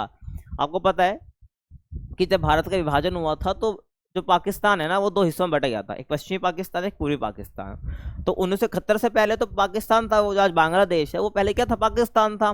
ठीक है, तो जब विभाजन हुआ तो उसके दौरान जो है जूट उत्पादक का बहुत बड़ा क्षेत्र जो है पूर्वी पाकिस्तान, जो आज बांग्लादेश है, उसमें चला गया। तो मैं कहूँ आज के टाइम पे जो जूट का बहुत बड़ा उत्पादक क्षेत्र है वो किसके पास है, बांग्लादेश के पास है, ध्यान रखना है। ठीक है, आगे चलें, और आज भारत विश्व का लगभग 60% जूट का उत्पादन करता है। ये ध्यान आपको रखना है। गन्ने की बात करूं, जो अन्य फसल है हमारी, तो गन्ना एक उष्णकटिबंधीय फसल है। ठीक है ना, ध्यान रखना है आपको। तो उष्णकटिबंधीय फसल है और भारत में इसकी खेती अधिकतर सिंचित क्षेत्रों में की जा सकती है। ठीक है, अभी पीछे आपको बताया ना सिंचित क्षेत्र, तो भारत में इसकी जो खेती अधिकतर सिंचित क्षेत्रों में की जा सकती है, जो क्षेत्र सिंचित किया जाता है, ध्यान रखना। गंगा सिंधु के मैदानी भाग में इसकी अधिकतर बुवाई उत्तर प्रदेश तक सीमित है। ठीक है भाई, तो आपका जो गंगा सिंधु वाला मैदान है, ठीक है, अगर आप इसको ऐसे मैप मान रहे हो, ठीक है, ध्यान रखना। तो ये वाला जो उत्तर प्रदेश वाला एरिया है, यहाँ पर आपको जो है गन्ना देखने को मिलेगा, ज़्यादा ध्यान रखना, क्योंकि ये क्या सिंधु गंगा वाला हिस्सा यही होता है। ठीक है ना, अगर आप इसको यहाँ अगर आप उत्तर प्रदेश मान रहे हो तो पूरा ये उत्तर प्रदेश वाला रीजन है, यहाँ पर क्या देखने को मिलेगा भाई, पूरा आपको जो है गन्ना उगता हुआ दिख जाएगा यहाँ पर। तो गंगा सिंधु का मैदानी भाग और इसके अधिकतर बुवाई जो है उत्तर प्रदेश तक सीमित है। ये वाला एरिया आपको ध्यान रखना है। उसके बाद आगे बात करूँ, पश्चिम भारत में गन्ना उत्पादक प्रदेश महाराष्ट्र और गुजरात तक विस्तृत है। ठीक है, नॉर्थ इंडिया मैंने आपको बता दिया उत्तर प्रदेश तक है। ठीक है, सिंधु गंगा मैदान तक। बाकी अगर पश्चिम भारत की हम बात करते हैं तो महाराष्ट्र और आपका गुजरात शामिल है। और दक्षिण भारत में इसकी कृषि कर्नाटक में, तमिलनाडु के अंदर, तेलंगाना और आंध्र प्रदेश, ठीक है, तो जहाँ पर सिंचाई वाले भाग हैं उसमें करी जाती है। आगे चले, ब्राजील के बाद जो है ना भारत दूसरा बड़ा गन्ना उत्पादक देश है। तो पहला ब्राजील है, उसके बाद इंडिया आता है। ठीक है, दूसरे स्थान पर। और उत्तर प्रदेश जो है देश का 40% गन्ना उत्पादन करता है। ठीक है, वो यूपी वगैरह जाता है आपको दिखता है भाई, लोग गन्ने की खेती कर रहे होते हैं। ठीक है, और इसके अन्य प्रमुख उत्पादक राज्य आपका महाराष्ट्र, कर्नाटक और तमिलनाडु, आंध्र प्रदेश है, बता दिया वैसे भी, है ना। अब चाय की बात करें तो चाय एक रोपण कृषि, आपको पता है रोपण कृषि की शुरुआत किसने करी थी, मैंने फर्स्ट बुक में बताया था आपको प्राथमिक क्रिया वाले चैप्टर में। रोपण कृषि की शुरुआत जो है अंग्रेजों ने करी थी। ठीक है, यूरोपीय लोगों ने करी थी। यूरोपीय लोगों ने करी थी, ठीक है, बेसिकली किस लिए, लाभ कमाने के लिए, है ना, लाभ कमाने के लिए करी थी, ठीक है, ध्यान रखना है। ये आपको ध्यान रखना है। तो भाई चाय एक रोपण कृषि है जो पेय पदार्थ के रूप में प्रयोग की जाती है, मतलब ठीक है, इसको मतलब हम क्या करते हैं, इससे पेय पदार्थ के रूप में जो है यूज करते हैं। हमने चाय पत्ती वगैरह देखी है तो उसको हम किस में डालते हैं भाई, चाय बनाने के लिए यूज करते हैं। तो चाय एक रोपण कृषि जिसको पेय पदार्थ है, जिसको पिया जाता है, उसके रूप में प्रयोग करी जाती है, ठीक है। और चाय की पत्तियों में कैफीन और टैनिन को प्रचुरताएं पाई जाती है, ठीक है भाई, ध्यान रखना। जो चाय की पत्ती उसमें कैफीन, ज़्यादा कैफीन खाने से भी दिक्कत हो सकती है, ध्यान रखना है, ठीक है भाई। तो चाय की पत्तियों में कैफीन हो जाता है, टैनिन है, ये प्रचुर मात्रा में आपको देखने को मिलता है। और भारत में चाय की खेती जो है 1840 में असम की ब्रह्मपुत्र घाटियों में प्रारंभ हुई। बहुत इंपॉर्टेंट है, ध्यान रखना ये वाली लाइन जो है, जो आज भी देश का प्रमुख चाय उत्पादन क्षेत्र है, ठीक है। अगर हम बात करते हैं इंडिया का सबसे मुख्य उत्पादन क्षेत्र जहाँ पर चाय उत्पादन होता है, तो वो कौन सा, अपना असम ही है, ठीक है ना। तो असम की ब्रह्मपुत्र घाटी में प्रारंभ हुई थी 1840 के टाइम पर, और आज भी जो है मेन एरिया यही बना हुआ है, ध्यान रखना चाय का, है ना। और बाद में इसकी जो कृषि है वो पश्चिम बंगाल के उप हिमालय भागों, जो कि दार्जिलिंग, जलाई जलाई इगुड़ी वाला जो एरिया है, ठीक है, जलाई पाईगुड़ी वाला एरिया है, कूच बिहार जिले हैं, तो प्रारंभ में की गई थी यहाँ पर, ठीक है भाई। तो ध्यान रखना है आपको नाम। तो कृषि जो है इसके बाद असम के बाद पश्चिम बंगाल का जो उप हिमालय वाला एरिया है, ठीक है ना, आपको जो पूरा हिमालय वो ऐसे फैला हुआ है, ठीक है। तो पश्चिम बंगाल का जो उप हिमालय वाला भाग है, ठीक है, दार्जिलिंग जो वाला नाम बताया ना मैंने, दार्जिलिंग वाला हो गया, कूच बिहार हो गया आपका, जलाईपाईगुड़ी हो गया, तो इनमें स्टार्टिंग हुई, ठीक है। फिर उसके बाद और दक्षिण में जो है चाय की खेती पश्चिम की घाट की नीलगिरी और इलायची की पहाड़ियों के निचले भाग में करी जाती है, ठीक है, ध्यान रखना। तो दक्षिण में जो है चाय की खेती आपका पश्चिमी घाट की नीलगिरी पहाड़ियों पर और इलायची की पहाड़ियों पर, ठीक है। अगर आपको जो दक्षिणी भारत है ना, बिल्कुल ये वाला, ये आपको जो दक्षिणी भारत है, तो यहाँ आपको इलायची की पहाड़ियाँ देखने को मिलती है, ठीक है। आपको क्या बोला है, पश्चिमी घाट की नीलगिरी पहाड़ी, तो ये वाला जो रीजन है यहाँ पर आपकी बात हो रही है, ठीक है। यहाँ पर जो है खेती करी जाती है किसकी, चाय की। आगे चलो। और भारत चाय का अग्रणी उत्पादक देश है, ठीक है, अग्रणी होगा, ध्यान रखना, ठीक है। मतलब भारत चाय का अग्रणी उत्पादक देश है और तथा विश्व का लगभग 21.22% चाय का उत्पादन करता है, ठीक है, इतना 21.22, समझ आ रहा है। और अंतर्राष्ट्रीय बाजार में भारतीय चाय का भाग जो है घटा है। अगर हम इंटरनेशनली मार्केट की बात करते हैं तो भारत का जो चाय का जो मार्केट है वो घटा है, ध्यान रखना है आपको। पहले के मुकाबले चाय निर्यातक देशों में भारत का चीन के पश्चात विश्व में दूसरा स्थान है। तो चीन ने जो है मार्केट गैदर कर लिया है, उसके बाद इंडिया आता है सेकंड नंबर पर। तो इसलिए जो है अंतर्राष्ट्रीय बाजार में भारतीय चाय का भाग है जो बिकता था, निर्यात होता था भारत से चाय, वो अब घट गया है थोड़ा सा। कॉफ़ी की बात करूं तो कॉफ़ी भी एक जो है उष्णकटिबंधीय फसल जो कि एक रोपड़ कृषि है, और इसके बीजों में भूनकर पीसा, इसके जो बीज है उसको भूनकर पीसा जाता है और एक पेय पदार्थ के रूप में प्रयोग किया जाता है, ठीक है। जब दुकान से कॉफ़ी लेके आते हो पीसा हुआ तो होता है ना। तो ये से जो कॉफ़ी आपको, कॉफ़ी जो है कुछ इस प्रकार की होती है, तो इसे क्या बेसिकली पीस कर जो है एक चूरन जैसा बना लिया जाता है, देन उससे पेय पदार्थ बनाया जाता है, ये आपको पता है। और कॉफ़ी की 3 किस्में होती है, अरेबिका, रोबस्ता एंड लिबेरिका। ये बहुत इंपॉर्टेंट क्वेश्चन है, एग्जाम में आया हुआ क्वेश्चन है ये, ठीक है, एमसीक्यू में ध्यान रखना। तो कॉफ़ी की 3 फसलें हैं, 3 किस्में हैं, सॉरी, ठीक है, अरेबिका, रोबस्ता और लिबेरिका। आगे चले। और भारत अधिकतर उत्तम किस्म की जो है अरेबिका कॉफ़ी का उत्पादन करता है, जिसके अंतर्राष्ट्रीय बाजार में बहुत मांग है। तो जो अपना इंडिया है ना भाई, अरेबिका कॉफ़ी बहुत ज़्यादा उत्पादन करता है, जिसकी डिमांड बहुत इंटरनेशनली, ठीक है, ध्यान रखना, इंटरनेशनल मार्केट में, ठीक है। और उत्तम किस्म की कॉफ़ी की सबसे उत्तम किस्म कौन से, कि अरेबिका ही मानी जाती है, ध्यान रखना ये भी। आगे चलें। और परंतु भारत में विश्व का केवल 3.17% कॉफ़ी का उत्पादन होता है, ठीक है, परसेंटेज ज़्यादा नहीं आता एग्जाम में, ध्यान रखना है भाई। और ब्राज़ील, वियतनाम, इंडोनेशिया, कोलंबिया, आपका होंडुरास, ठीक है, इथियोपिया एंड पेरू के बाद भारत का विश्व में 8वां स्थान है भाई कॉफ़ी के मामले में, समझ रहे हो, ध्यान रखना है। कर्नाटक, केरल और तमिलनाडु में पश्चिम घाट की उच्च भूमि पर जो इसकी कृषि की जाती है। तो कर्नाटक में सबसे ज़्यादा वैसे ध्यान रखना कॉफ़ी, ठीक है, कर्नाटक, केरल और तमिलनाडु में जो है ये बेसिकली जो है आपको इसकी कृषि की जाती है कॉफ़ी की, इंडिया के अंदर।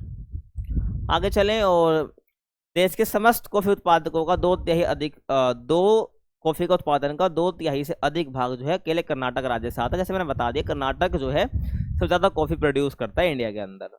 तो लगभग 2/3 से अधिक जो है कर्नाटक अकेले प्रोड्यूस कर देता कॉफ़ी, ध्यान रखना है। अब जो भारत में कृषि का विकास, जो भारत है, भारत के अंदर कृषि विकास कैसे हुआ देखो, उसकी हम बात करते हैं। तो आज़ादी से पहले भारतीय कृषि एक जीविकोपार्जी अर्थव्यवस्था जैसी थी, ठीक है भाई, कि जो आज़ादी से पहले की बात करूं तो भारतीय कृषि क्या है, एक जीविकोपार्जी अर्थव्यवस्था थी, मतलब कि लोग कृषि करते थे अपने जीविका चलाने के लिए, ठीक है ना। तो भारत आज़ादी से पहले जो है भारतीय कृषि क्या है, एक जीविकोपार्जी अर्थव्यवस्था थी, है ना।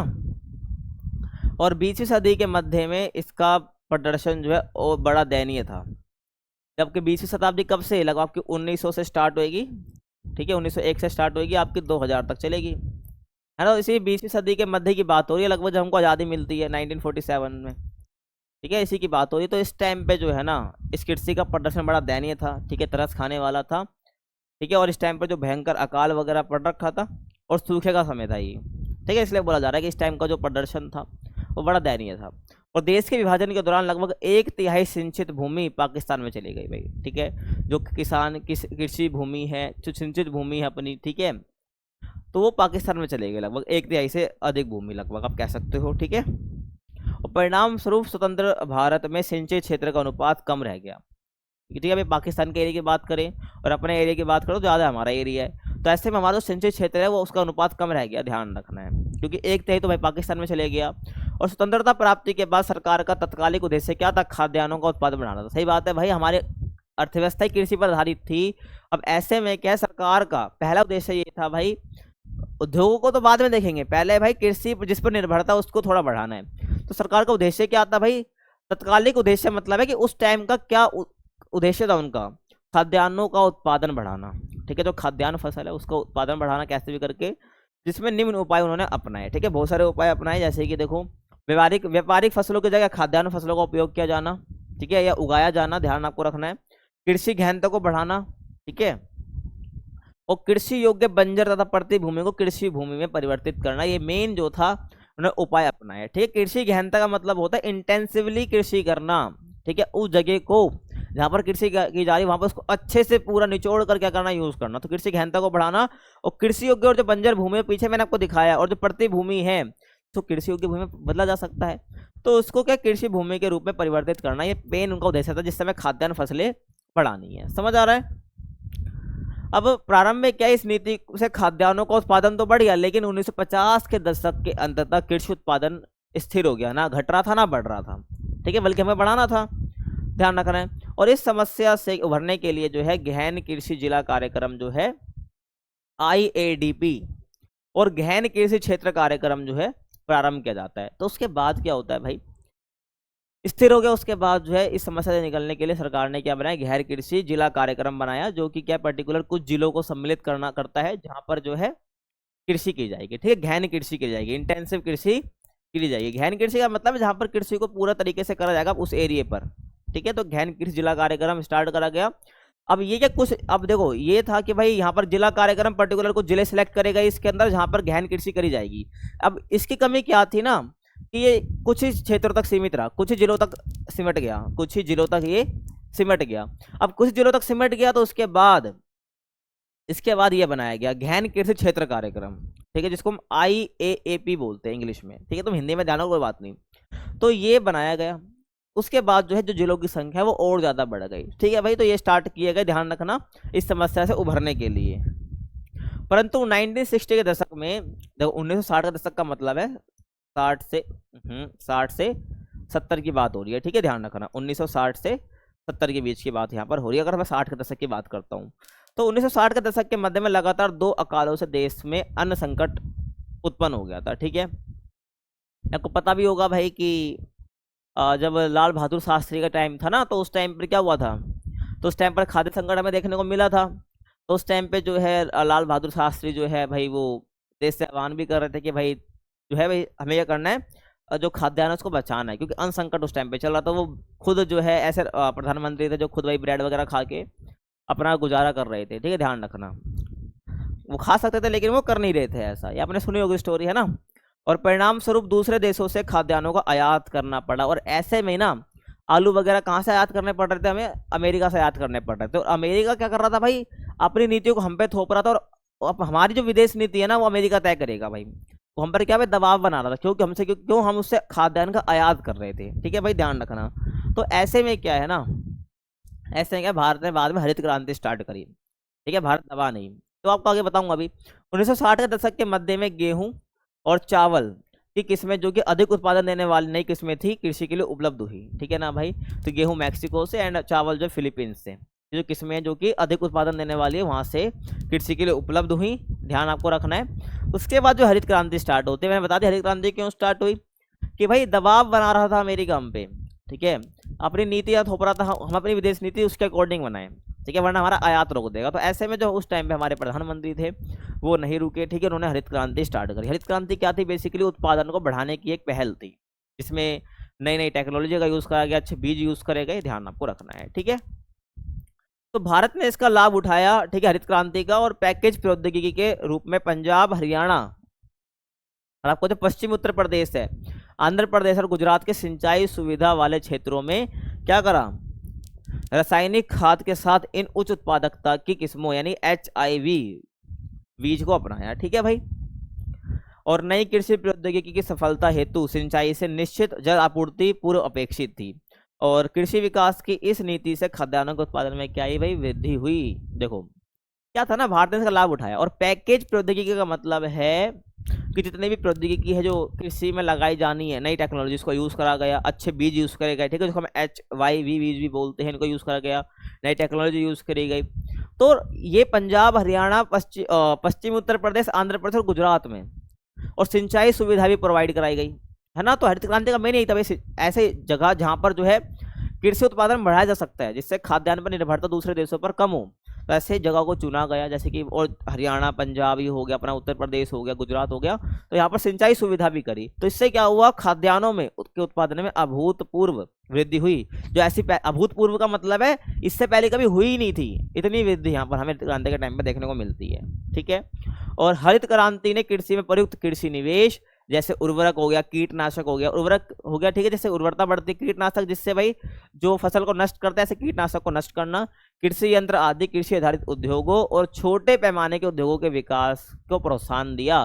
तो भाई हरित क्रांति में क्या हुआ कि जो कृषि आधारित क्या है भाई उद्योग है, उनको प्रोत्साहन मिला। ठीक है भाई, ध्यान रखना, क्योंकि भाई यहाँ पे जो कृषि का कच्चा माल मिलेगा, वो जो उद्योग कृषि आधारित है उनको प्रयोग करेंगे, इससे जो किसान है उनको बल मिलेगा। ठीक है, वो और ग्रो कर पाएंगे। तो वही बात है, तो हरित क्रांति ने कृषि में प्रयुक्त कृषि निवेश, जैसे उर्वरक हो गया, कीटनाशक हो गया, कृषि यंत्र हो गए, ये जो कृषि आधारित उद्योग है। ठीक है, अब जब भाई कहाँ से मिलेगा कीटनाशक, कृषि यंत्र कहाँ से मिलेगा, जो इसका काम कर रहे हैं। तो ऐसे कृषि आधारित उद्योग हो गए, और छोटे पैमाने के उद्योगों के विकास को प्रोत्साहन मिला हरित क्रांति से। ध्यान आपको रखना है। और कृषि विकास की इस नीति से देश खाद्यान्न के उत्पादन में आत्मनिर्भर हुआ। अब उसको जो है अमेरिका जैसे देश पर निर्भर नहीं रहना पड़ा। आगे चले, लेकिन प्रारंभ में हरित क्रांति देश के सिंचित भागों तक ही सीमित थी, फलस्वरूप कृषि विकास में प्रादेशिक असमानता भी देखने को मिली। अब ये मत सोचना कि हरित क्रांति आई तो इसका फायदा मिला, इसका फायदा केवल कुछ ही सीमित क्षेत्रों को मिला, जो कि सिंचित क्षेत्र जहां पर सिंचाई सुविधा प्रोवाइड कराई गई। जैसे आपको पंजाब, उत्तर प्रदेश, हरियाणा, ऐसे कुछ रीजन है जहां पर इनको ज्यादा हरित क्रांति की सफलता में देखने को मिलती है। बाकी जो एरिया है, जो राज्य है, वहां पर हमें हरित क्रांति की सफलता देखने को नहीं मिली है। ठीक है भाई, तो सिंचित भागों तक सीमित थी स्टार्टिंग में, और इसके कारण क्या हो, कृषि विकास में प्रादेशिक असमानता देखने को मिलती है। किसी राज्य में तो कृषि विकास बहुत हो गया, किसी में हुआ नहीं है। ध्यान रखना, इसकी आलोचना होती है। और योजना आयोग ने 1998 में कृषि विकास से प्रादेशिक संतुलन को प्रोत्साहित करने के लिए कृषि जलवायु नियोजन प्रारंभ किया। ये भी इंपॉर्टेंट है। ठीक है, तो अपना योजना आयोग है, आज के टाइम पे एग्जिस्ट नहीं करता, इसकी जगह पे नीति आयोग है। ध्यान रखना है, जो कि 1 जनवरी, ठीक है, 1 जैन 2015 को बना था। ठीक है, ध्यान रखना, नीति आयोग। तो आज के टाइम पे योजना आयोग एग्जिस्ट नहीं करता, ध्यान रखना है। तो योजना आयोग ने 1988 में कृषि विकास में प्रादेशिक संतुलन लाने के लिए, क्योंकि हरित क्रांति से क्या हुआ, हमें प्रादेशिक असमानता देखने को मिली, तो इसको संतुलित करने के लिए कृषि जलवायु नियोजन करा। ठीक है भाई, मतलब कि जैसी जलवायु वहां पर उस प्रकार की कृषि करनी है। ध्यान रखना। अब इसने क्या, कृषि, पशुपालन और जल कृषि को विकास हेतु संसाधनों के विकास पर भी बल दिया। इससे क्या भाई, जो भी कृषि के संसाधन है वो किसानों तक पहुंचाए गए। समझ आ रहा है। अब कृषि उत्पादन में वृद्धि तथा प्रौद्योगिकी का विकास। अब जो कृषि है ना भाई, कृषि उत्पादन में वृद्धि हुई है, और टेक्नोलॉजी का विकास किस प्रकार से हुआ देखिए भाई। तो पिछले 50 सालों में ना कृषि उत्पादन और टेक्नोलॉजी में उल्लेखनीय हमें बढ़ोतरी देखने को मिली है इंडिया के अंदर। और बहुत सी फसलों जैसे कि चावल और गेहूं का उत्पादन हो गया और पैदावार में प्रभावशाली वृद्धि हुई है। क्यों? क्योंकि हमें उत्पादन में और टेक्नोलॉजी में हमें वृद्धि देखने को मिली है। और अन्य फसलें मेनली जैसे गन्ना हो गया, तिलहन हो गया, कपास हो गया, इनके उत्पादन में भी क्या है, प्रशंसनीय वृद्धि हुई है। मतलब कि पहले के मुकाबले ज्यादा ग्रोथ हमें देखने को मिली है। सिंचाई के प्रसार ने भाई देश में कृषि उत्पादन को बढ़ाने में महत्वपूर्ण भूमिका निभाई है। तो कृषि का उत्पादन बढ़ा है, वो कैसे बढ़ा है, इसलिए ऐसे बढ़ा है, ठीक है, ध्यान रखना। इसने आधुनिक कृषि प्रौद्योगिकी जैसे भाई बीजों की उत्तम किस्में, रासायनिक खाद, कीटनाशक और मशीनरी के प्रयोग के लिए आधार प्रदान किया, ठीक है भाई। तो जो अपने आधुनिक कृषि प्रौद्योगिकी है ना, इसने उच्चतम किस्म के बीज हो गए, कीटनाशक हो गए, मशीनरी का प्रयोग हो गया, तो इसके लिए आधार प्रदान करा, ठीक है, ध्यान रखना, नई टेक्नोलॉजी ने। अपना एक भारत किसान पोर्टल है, एग्जाम में आ जाता है कई बार, एमसीक्यू वगैरह में, ध्यान रखना है। तो भारत का किसान पोर्टल देखो क्या है, कृषि से संबंधित कोई भी जानकारी अगर आपको चाहिए, तलाश है, तो आप किसान पोर्टल पर जा सकते हैं, ठीक है। तो किसान पोर्टल किसानों के लिए एक मंच है जहाँ पर जो है किसी भी जानकारी जो किसान कृषि से संबंधित है वो यहाँ पर ले सकते हैं। किसानों के लिए भाई बीमा हो गया, कृषि भंडारण हो गया, ठीक है भाई, फसलों के बारे में विस्तार गतिविधि, भाई अगर तुम्हें कृषि का विस्तार करना है, बीजों के बारे में, ठीक है, कीटनाशक हो गया, कृषि मशीनरी आदि पर विस्तृत जानकारी यहाँ पर आपको मिल जाती है। उर्वरक बाजार मूल्य, पैकेज और प्रथाओं और कार्यक्रमों, कल्याणकारी योजनाओं के विवरण भी यहाँ पर दिए जाते हैं। मतलब किसानों से संबंधित जो भी जानकारी आपको चाहिए, चाहे बीमा का हो गया, चाहे उनको ऋण की बात करनी हो, चाहे वो बाजार मूल्य की बात करनी हो, उनकी फसल का बाजार मूल्य क्या है, ठीक है, तो ये सब की बातें जो है आपको यहाँ पर मिल जाती है। तो इसको आप पढ़ लेना, ठीक है भाई। यहाँ पर ये सब बातें यहाँ पर बता दिया है मैंने। कोई भी किसान कृषि से संबंधित जानकारी है वो आपको यहाँ पर मिल जाएगी। आगे चलो। अब भारत के अंदर क्या है ना, कुछ कृषि समस्याएं भी है जो भाई आपको पढ़ना बहुत जरूरी है। ऐसा क्यों? एक ऐसे इंडियन सिटीजन होने के नाते, क्योंकि भाई आपको पता होना चाहिए भारत जो किसान है ना वो किस समस्या से जूझ रहा है। दूसरा ये भाई एग्जामिनर का फेवरेट क्वेश्चन है, ये एग्जामिनर का फेवरेट क्वेश्चन है भाई। जब मैंने बोर्ड एग्जाम दिया था अपना, तो ये क्वेश्चन आया था, ध्यान रखना, पूरा 5 मार्क्स का आया था, ठीक है। तो भारत कृषि की समस्या है कौन कौन से, उसकी हम बात करेंगे। देखो, पहली है आपकी अनियमित मानसून पर निर्भरता, क्योंकि मानसून कभी नियमित नहीं है। किसी जगह पे तो बहुत ज्यादा बारिश हो जाती है, किसी पर बिल्कुल बारिश नहीं होती है ना, तो ये ध्यान रखना। तो इसको बोलते हैं अनियमित मानसून पर निर्भरता है किसानों की। उसके बाद है भाई छोटे खेत, विखंडित जोत, ठीक है, ये बताऊंगा आपको आगे। और उसके बाद वाणिज्यकरण का अभाव। देन आपका है भाई, देखो, उसके बाद आपका है 2 मिनट इसको इरेज कर दें। देखो, उसके बाद आपका व्यापक अल्प बेरोजगारी, इसकी बात भी हम करेंगे। ये सब समस्याएं हैं, ठीक है। उसके बाद जो है आपका भाई कृषि योग्य भूमि का निम्नीकरण, जो कृषि योग्य भूमि वो लगातार घटती जा रही है। देन उसके बाद हम बात करेंगे भूमि सुधारों की कमी। उसके बाद हम बात करेंगे ऋणग्रस्तता, यानी कि वो लोन के तले दबते जा रहे हैं। एंड निम्न उत्पादकता, ठीक है, ज़्यादा उत्पादकता देखने को नहीं मिल रही ज़मीन से। तो पहली जो समस्या कौन सी है भाई, अनियमित मानसून पर निर्भरता। देखो भाई, जो इंडिया है ना, यहाँ पर मानसून काफ़ी अनियमित रूप से देखने को मिलते हैं। क्यों मानसून अनियमित, मैं क्यों बोल रहा हूँ कि भाई किसी जगह जब मानसून आता है, मानसून के साथ बारिश आती है, तो किसी जगह पे तो बहुत ज़्यादा बारिश हो जाती है, ज़रूरत से ज़्यादा वहाँ पर बाढ़ जैसी स्थिति बन जाती है। किसी जगह पे बारिश होती ही नहीं है, बहुत कम होती है, जितनी ज़रूरत होती है उतनी होती ही नहीं है ना। तो उसको हम बोलते हैं अनियमित मानसून। तो भारतीय किसान है वो इसी मानसून पर निर्भर है, तो एक समस्या है, ध्यान रखना, ठीक है। तो भारत में कृषि क्षेत्र का केवल 1/3 भाग ही सिंचित है। तो भारत में केवल जो है, भारत का केवल 1/3 भाग ही सिंचित है, जहाँ पर जो है सिंचाई के साधन विकसित किए जा रखे हैं और वहाँ पर सिंचाई हो जाती है। बाकी जो जगह है बहुत सी, 1/3 को छोड़ दो, तो किस बारिश पर ही निर्भर वो करते हैं। समझ आ रहा है? और शेष कृषि क्षेत्र में फसलों का उत्पादन प्रत्यक्ष रूप से वर्षा पर निर्भर है। बिना बारिश के वहाँ पर खेती नहीं करी जा सकती है। और दक्षिण पश्चिम मानसून की अनिश्चितता, ठीक है, दक्षिण पश्चिम मानसून की अनिश्चितता, पता है भाई, क्योंकि अनिश्चितता का मतलब है कि निश्चित नहीं है कि दक्षिण पश्चिम मानसून कब आएगा, कभी जल्दी आ जाता है, कभी लेट आ जाता है। और अनियमितता, कभी ज्यादा बारिश करता है तो कभी कम करता है, तो इससे सिंचाई पर बहुत बुरा प्रभाव पड़ता है, ठीक है।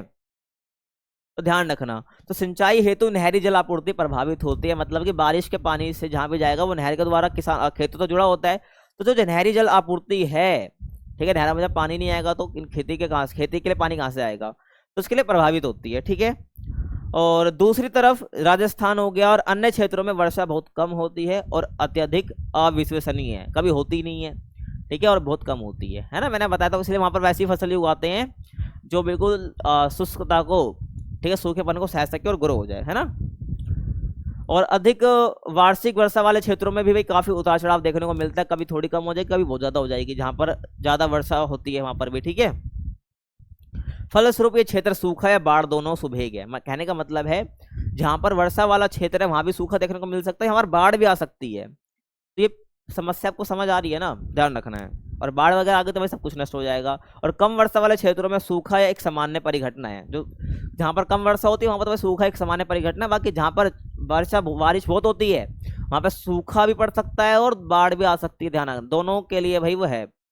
लेकिन यहाँ यदा कदा बाढ़ भी आ जाती है, ठीक है, ध्यान रखना, सूखे वाले क्षेत्र में कभी कभी, बहुत रेयर है।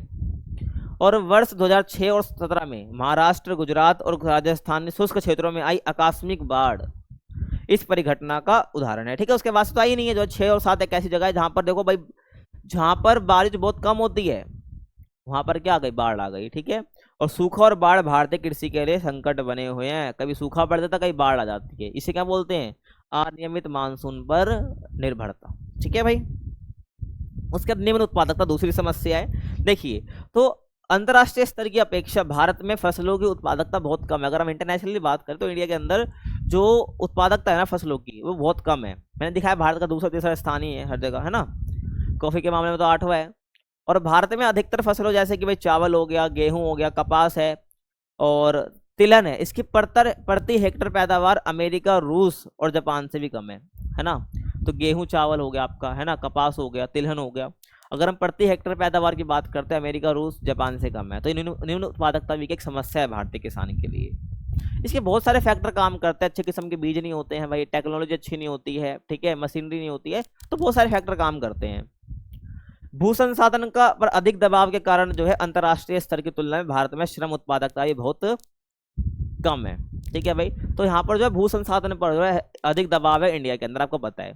तो इसके कारण क्या दबाव बहुत ज्यादा पड़ रहा है। तो इसकी तुलना में क्या, अगर हम अंतर्राष्ट्रीय स्तर पर बात करते हैं तो उसकी तुलना में भारत में तो भू संसाधन है वहां पर जो कृषि की उत्पादकता बहुत कम देखने को मिलती है। और इसका मीन, और यहाँ पे ये भी एक देखने को मिलता है कि भारत में जो श्रम उत्पादकता है वही बहुत कम देखने को मिलती है। श्रम उत्पादकता का मतलब है भाई कि मान लो एक जमीन पर 10 लोग काम कर रहे हैं ना, 10 लोग काम कर रहे हैं, तो 10 लोगों को अगर मैं देखूं कि भाई प्रत्येक व्यक्ति का उत्पादन कितना हुआ, प्रत्येक व्यक्ति का उत्पादन कितना हुआ, तो वो कम ही निकल के आता है। तो उसको हम बोलते हैं श्रम उत्पादकता कम होना, ठीक है भाई। तो भू संसाधन पर अधिक दबाव है और भू संसाधन वैसे बहुत कम है इंडिया के अंदर, ध्यान रखना कि जनसंख्या के अकॉर्डिंग।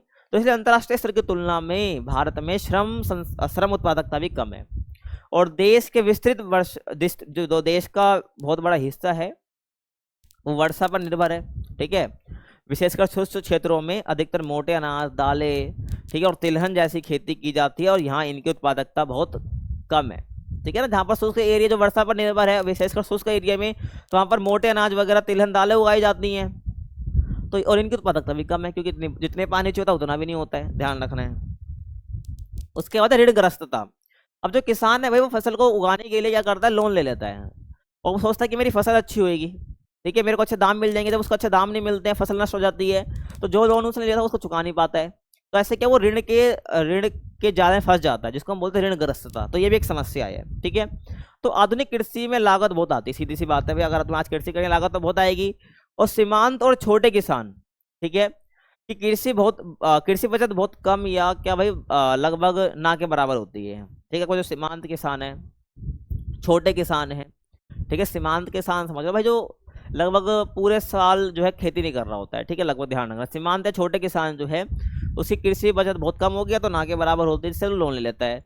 अतः वो क्या करता है भाई, सघन संसाधन दृष्टिकोण से की जाने वाली कृषि में निवेश करने में असमर्थ होता है। मतलब कि जहां पर सारे संसाधन में प्रयोग करें, अगर कृषि अच्छी करनी तो सारे संसाधन चाहिए, तो सघन संसाधन दृष्टिकोण से की जाने वाली जो कृषि होती है उसको करने में वो असमर्थ हो जाता है। अब वो असमर्थ है तो करेगा क्या। तो इन समस्याओं से उभरने के लिए बहुत से किसान करते हैं, विविध संस्थाओं से या महाजनों से, साहूकारों से लोन यानी कि ऋण ले लेते हैं, वही ब्याज पर, ठीक है।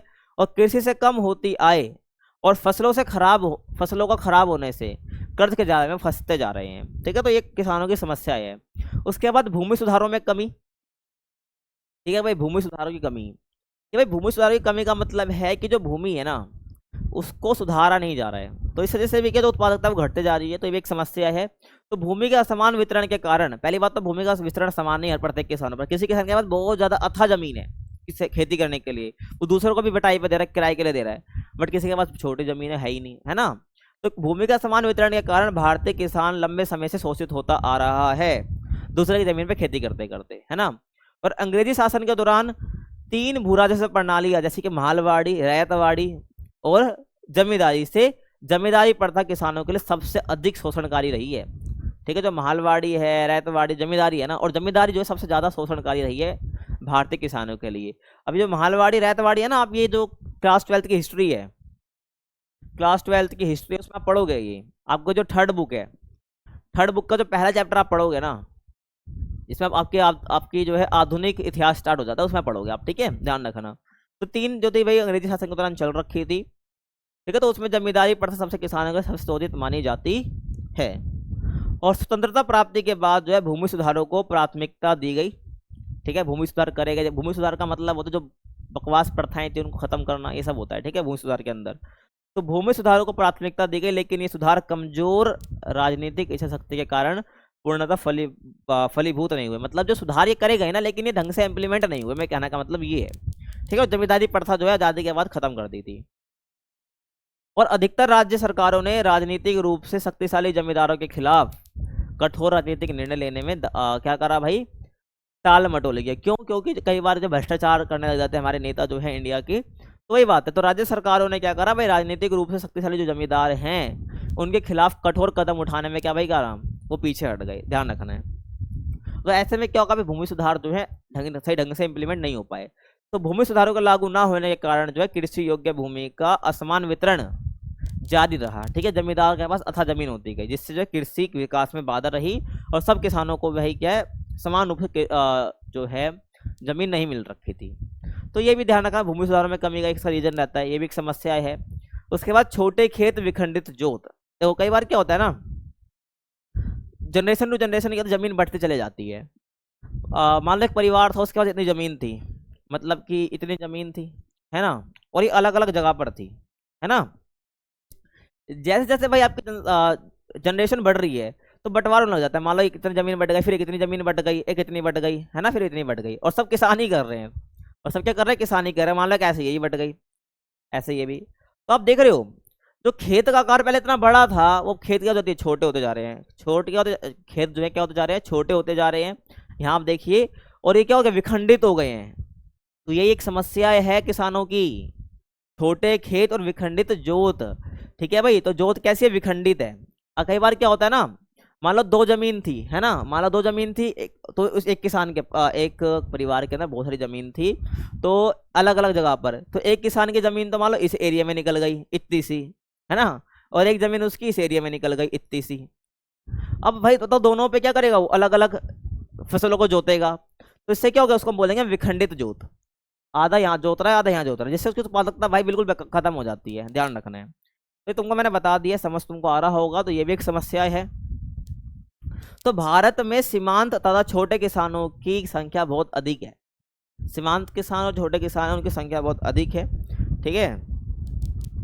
और 60% से अधिक किसानों के पास 1 हेक्टेयर से छोटे भू जोते हैं, जहां वो भूमि को जोतते हैं, ठीक है। और लगभग 40% किसानों को जोतों का आकार तो 0.5 हेक्टेयर से भी कम है। तो ऐसे में खेती नहीं हो सकती है, ध्यान रखना है ना। और बढ़ती जनसंख्या के कारण इन जोतों का औसत आकार और भी क्या होता है, छोटा होता जा रहा है, सिकुड़ रहा है। क्योंकि जनसंख्या तो भाई बढ़ते ही जा रही है, तुम्हें पता है, जनरेशन इतनी बढ़ जा रही है, और लोग जो है इतनी जो है भाई एक फैमिली के अंदर इतने लोग बढ़ते जा रहे हैं, ठीक है। तो इससे क्या होगा, जमीन देखो जितनी ज़्यादा जनसंख्या होगी ना, भूमि का आकार उतना ही सिकुड़ता जाएगा, सही बात है, ध्यान रखना भाई। ये बात है, जोतों का आकार जो है औसत आकार वो और सिकुड़ रहा है। और इसके अतिरिक्त जो है भारत में भी अधिक भूजोत बिखरे हुए हैं। इसके अतिरिक्त क्या है, भारत में जो है अधिकतर भूजोत जो बिखरे हुए हैं। बिखरा हुआ कैसे, मैंने अभी आपको पीछे बताया, ठीक है, ध्यान रखना है। और कुछ राज्यों में एक बार भी चकबंदी नहीं हुई है। क्या नहीं हुई, चकबंदी। चकबंदी देखो ये समझ सकते हो आप कि जो सरकार है ना, वो चकबंदी करानी चाहिए। चकबंदी का मतलब ये आप समझ सकते हो कि सर्वे वगैरह कराना और देखना कि किसकी जो जमीन है वो कहाँ कहाँ फैली हुई है, और उसके लिए कुछ सुधार करना, ठीक है ना। उसके लिए कुछ सुधार करना, बता देना कि भाई यहाँ तक जो एरिया वो इनका है, वो ऐसे क्या है, उसके विखंडित जो होता है वो एक हो जाएंगे, ठीक है ना, ऐसा होता है, ये ध्यान रखना। तो कुछ राज्यों में एक बार भी चकबंदी अभी तक नहीं हुई है। तो ऐसे क्या, लोग किसानों की जो भूमि वो बटी हुई है, छोटी छोटी जमीनें वो बटी हुई है। तो ऐसे ही क्या होता है, जब चकबंदी हो जाती है तो उसका एक जमीन एक ही जगह पर क्या होती है, बहुत सारी जमीन उसको दे दी जाती है, उसके जो विखंडित जो होते हैं वो ना करके उसको एक ही जगह पर जो है जमीन कर दी जाती है, जिससे जो किसान है वो इजीली अपनी खेती कर पाता है। और ये राज्य जहाँ एक बार चकबंदी वे राज्य जहाँ पर एक बार चकबंदी हो चुकी है वहाँ पुनः चकबंदी हुई नहीं है।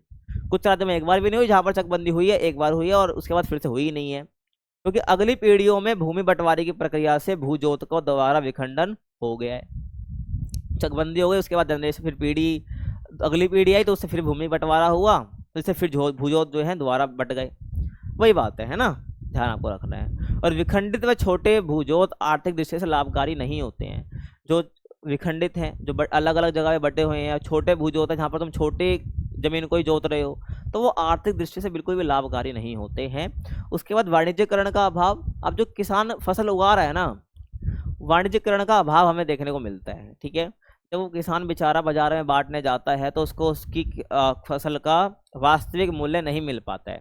ठीक है, तो इसलिए क्या होता है, वाणिज्यकरण का अभाव हमें देखने को मिलता है, ये भी किसानों के लिए एक समस्या है। तो अधिकतर किसान अपनी जरूरत या स्वयं उपभोग हेतु फसलें उगाते हैं। ठीक है, और मतलब कि जो अधिकतर किसान है अपनी जरूरत के लिए या स्वयं उपभोग के लिए इतनी फसलें उगाते हैं, और इन किसानों के पास अपनी जरूरत से अधिक उत्पादन के लिए पर्याप्त भू संसाधन भी नहीं है। ठीक है, अगर उगाने की कोशिश भी करते तो उनको उनका बाजार मूल्य नहीं मिल पाता है। और अधिकतर उपांत और छोटे किसान खाद्यान्नों की कृषि करते हैं और उनकी पारिवारिक जरूरतों को पूरा करते हैं। ठीक है, मैंने बता दिया भाई, पारिवारिक जरूरतों को पूरा कर रहे हैं। और सिंचित क्षेत्रों में कृषि का आधुनिकीकरण और वाणिज्यकरण हो रहा है। जितने भी सिंचित क्षेत्र हैं जहाँ पर कृषि अच्छे से हो पाती है, तो वहाँ पर आधुनिकीकरण और वाणिज्यकरण हो रहा है। ठीक है, मतलब कि भाई फसल बेची भी जाती है, समझ आ रहा है। लेकिन जो है हमें वाणिज्यकरण का अभाव देखने को मिलता है ऐसी जगह पर, जहाँ पर लोग बस अपने पारिवारिक रूप से उपभोग करने के लिए क्या कर रहे हैं, फसल उगा रहे हैं। उसके बाद व्यापक अल्प बेरोजगारी।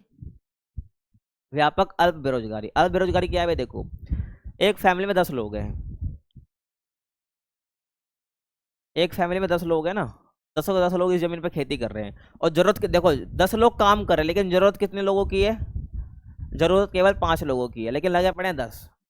तो यहाँ पर जो है ना, यहाँ पर क्या है, लोग 10 लगे हैं लेकिन जरूरत 5 की है, तो यहाँ पर लोग काम कर रहे हैं, तो इसको हम अल्प बेरोजगारी बोलते हैं, जो कि दिखती नहीं हमें, तो इसको हम बोलते हैं अल्प बेरोजगारी या छिपी हुई बेरोजगारी कहते हैं। समझ आ गया। तो भारतीय कृषि में विशेषकर असिंचित क्षेत्रों में बड़े पैमाने पर अल्प बेरोजगारी पाई जाती है। जो असिंचित क्षेत्र जहाँ पर सिंचाई के साधन यहाँ पर अल्प बेरोजगारी हमें देखने को मिलती है। इन क्षेत्रों में यह ऋत्विक बेरोजगारी है। ठीक है, जो 4 से 8 महीने तक रहती है। ठीक है, देखो जो मैंने बताया तो आपको छिपी हुई बेरोजगारी होती है, इसको आप अल्प बेरोजगारी कह सकते हो। अब यहाँ पर क्या है ना, अब ये भी जो यहाँ पर जो खेती होगी लगभग मान लो 4 से 8 महीने कर ली, या 4 महीने 6 महीने चलेगी, उसके बाद इनके पास खेती करने का कुछ सिस्टम नहीं है, या उस ऋतु में करते ही नहीं है। ठीक है, तो यहाँ पर भी हमें अल्प बेरोजगारी देखने को मिलती है। तो अल्प बेरोजगारी आप कह सकते हो कि जहाँ पर बहुत कम, जहाँ पर मतलब कुछ ही महीनों तक या कुछ ही एक आध ऋतु में क्या कर रहे हो तुम, खेती कर रहे हो। ठीक है, तो वहाँ पर अल्प बेरोजगारी देखने को मिलती है, जो कि इंडिया में हमको व्यापक तौर पर देखने को मिलती है। और छिपी बेरोजगारी क्या होती है, जहाँ पर 10 लोगों की 5 लोगों की जरूरत है लेकिन 10 लोग काम कर रहे हैं। समझ आ गया, तो वो बेरोजगारी दिखती नहीं है। तो क्योंकि अब यहाँ पर जो है फसल ऋतु में भी क्या है, वर्ष भर रोजगार उपलब्ध नहीं है। जो किसानी हम कर रहे हैं, जो करते हैं, ठीक है, तो वहाँ पर जो वर्ष भर जो है रोजगार उपलब्ध नहीं होता है, तो इसलिए हमें अल्प बेरोजगारी देखने को मिलती है, क्योंकि कृषि कार्य लगातार गहन श्रम वाले नहीं हैं। ठीक है ना, जो कृषि कार्य वो लगातार गहन श्रम वाले नहीं है। वहाँ पर ये नहीं कि आप कितने भी लोगों को लग जाओ। ठीक है, कभी कभार होता है जब गहन कृषि करनी होती है, वहाँ पर ज़्यादा श्रम चाहिए होता है, लेकिन कृषि कार्य जो है लगातार गहन श्रम वाला नहीं होता है। अतः कृषि में जो कार्यरत लोगों को वर्ष भर कार्य करने के अवसर नहीं मिलते, कुछ ही महीनों तक काम मिल पाता है, तो इसको अल्प बेरोजगारी हम कहते हैं। समझ आ रहा है भाई। उसके बाद कृषि योग्य भूमि का निम्नीकरण। जो कृषि योग्य भूमि है लगातार उसका निम्नीकरण हमें देखने को मिल रहा है। तो सिंचाई और कृषि विकास की दोषपूर्ण नीति क्या है, इससे मृदा उर्वरक क्षमता कम हो रही है। ठीक है, कि भाई जो सिंचाई और जो कृषि विकास की जो दोषपूर्ण नीति है, इससे जो मृदा उर्वरक है जमीन की वो कम होते जा रही है। ठीक है, इस समस्या विशेषकर हमें कहाँ देखने को मिलती है, सिंचित क्षेत्रों में। ठीक है ना, वहाँ पे बहुत ज़्यादा बिहावे है ये। कृषि भूमि का एक बड़ा भाग जलाक्रांता। ठीक है, जलाक्रांतता का मतलब होता है जहाँ पर जल भर जाता है। ठीक है, तो सिंचित क्षेत्रों में बहुत ज़्यादा ये समस्या देखने को मिलती है, जहाँ पर जो है पानी बहुत ज़्यादा भर गया। ठीक है, जिससे जो फसल नष्ट हो जाती है। ठीक है, और लवणता और मृदा क्षारता के कारण बंजर हो चुकी है। तो कृषि योग्य भूमि का लगातार निम्नीकरण हो जाए। सिंधु क्षेत्र देखो, जो कृषि योग्य भूमि उसका लगातार क्या हो रहा है, निम्नीकरण हो रहा है। अब वो जो भूमि है वो बंजर बनती जा रही है। क्यों? क्योंकि वहां पर पानी भर जा रहा है, जिससे जो पानी भर रहा है तो वहां पर लवणता फैलती है, ठीक है, नमकपन फैलता आप कह सकते हो। और मृदा क्षारता का मतलब होता है कि जो मृदा है ना, वो बिल्कुल उसकी जो क्वालिटी है वो गिरते जा रही है, ठीक है, ध्यान आपको रखना है। और जो ऊपरी लेयर है वो भी हटते जा रही है पानी की वजह से, पानी भरने की वजह से। तो उसको हम जल क्रांतता कहते हैं, आपको समझ आ रहा होगा, ठीक है। और अत्यधिक कीटनाशक रसायनों के प्रयोग से मृदा में जहरीले तत्वों का क्या हो गया, सांद्रण हो गया है। तो भाई कीटनाशक का प्रयोग भी करा जाता है आधुनिक कृषि के तौर पर। तो अधिक कीटनाशक का प्रयोग करोगे तो इसके जो रासायनिक पदार्थ हैं तो वो मृदा को खराब कर देते हैं, ठीक है। मृदा के अंदर जहरीले तत्व जो है घुस जाते हैं, ठीक है, ध्यान रखना। सांद्रण मतलब कि केंद्रित हो जाते हैं। तो यहाँ पर जो है आपका चैप्टर फिनिश होता है। होप आपको समझ आया होगा, काफी बड़ा चैप्टर था, ठीक है, डिटेल मैंने बताया है, कुछ स्किप नहीं करा है। कुछ भी डाउट हो तो आप मेरे से पर्सनली पूछ सकते हैं इंस्टाग्राम पे, या कमेंट आप कर सकते हैं, आपको रिप्लाई मिल जाएगा। बाकी अगला चैप्टर आपको जल्दी देखने को मिल जाएगा, ठीक है। बाकी वीडियो अच्छी लगी तो चैनल को लाइक शेयर सब्सक्राइब आप कर सकते हैं। मिलते हैं आपसे अगले वीडियो में, तब तक के लिए कीप वॉचिंग।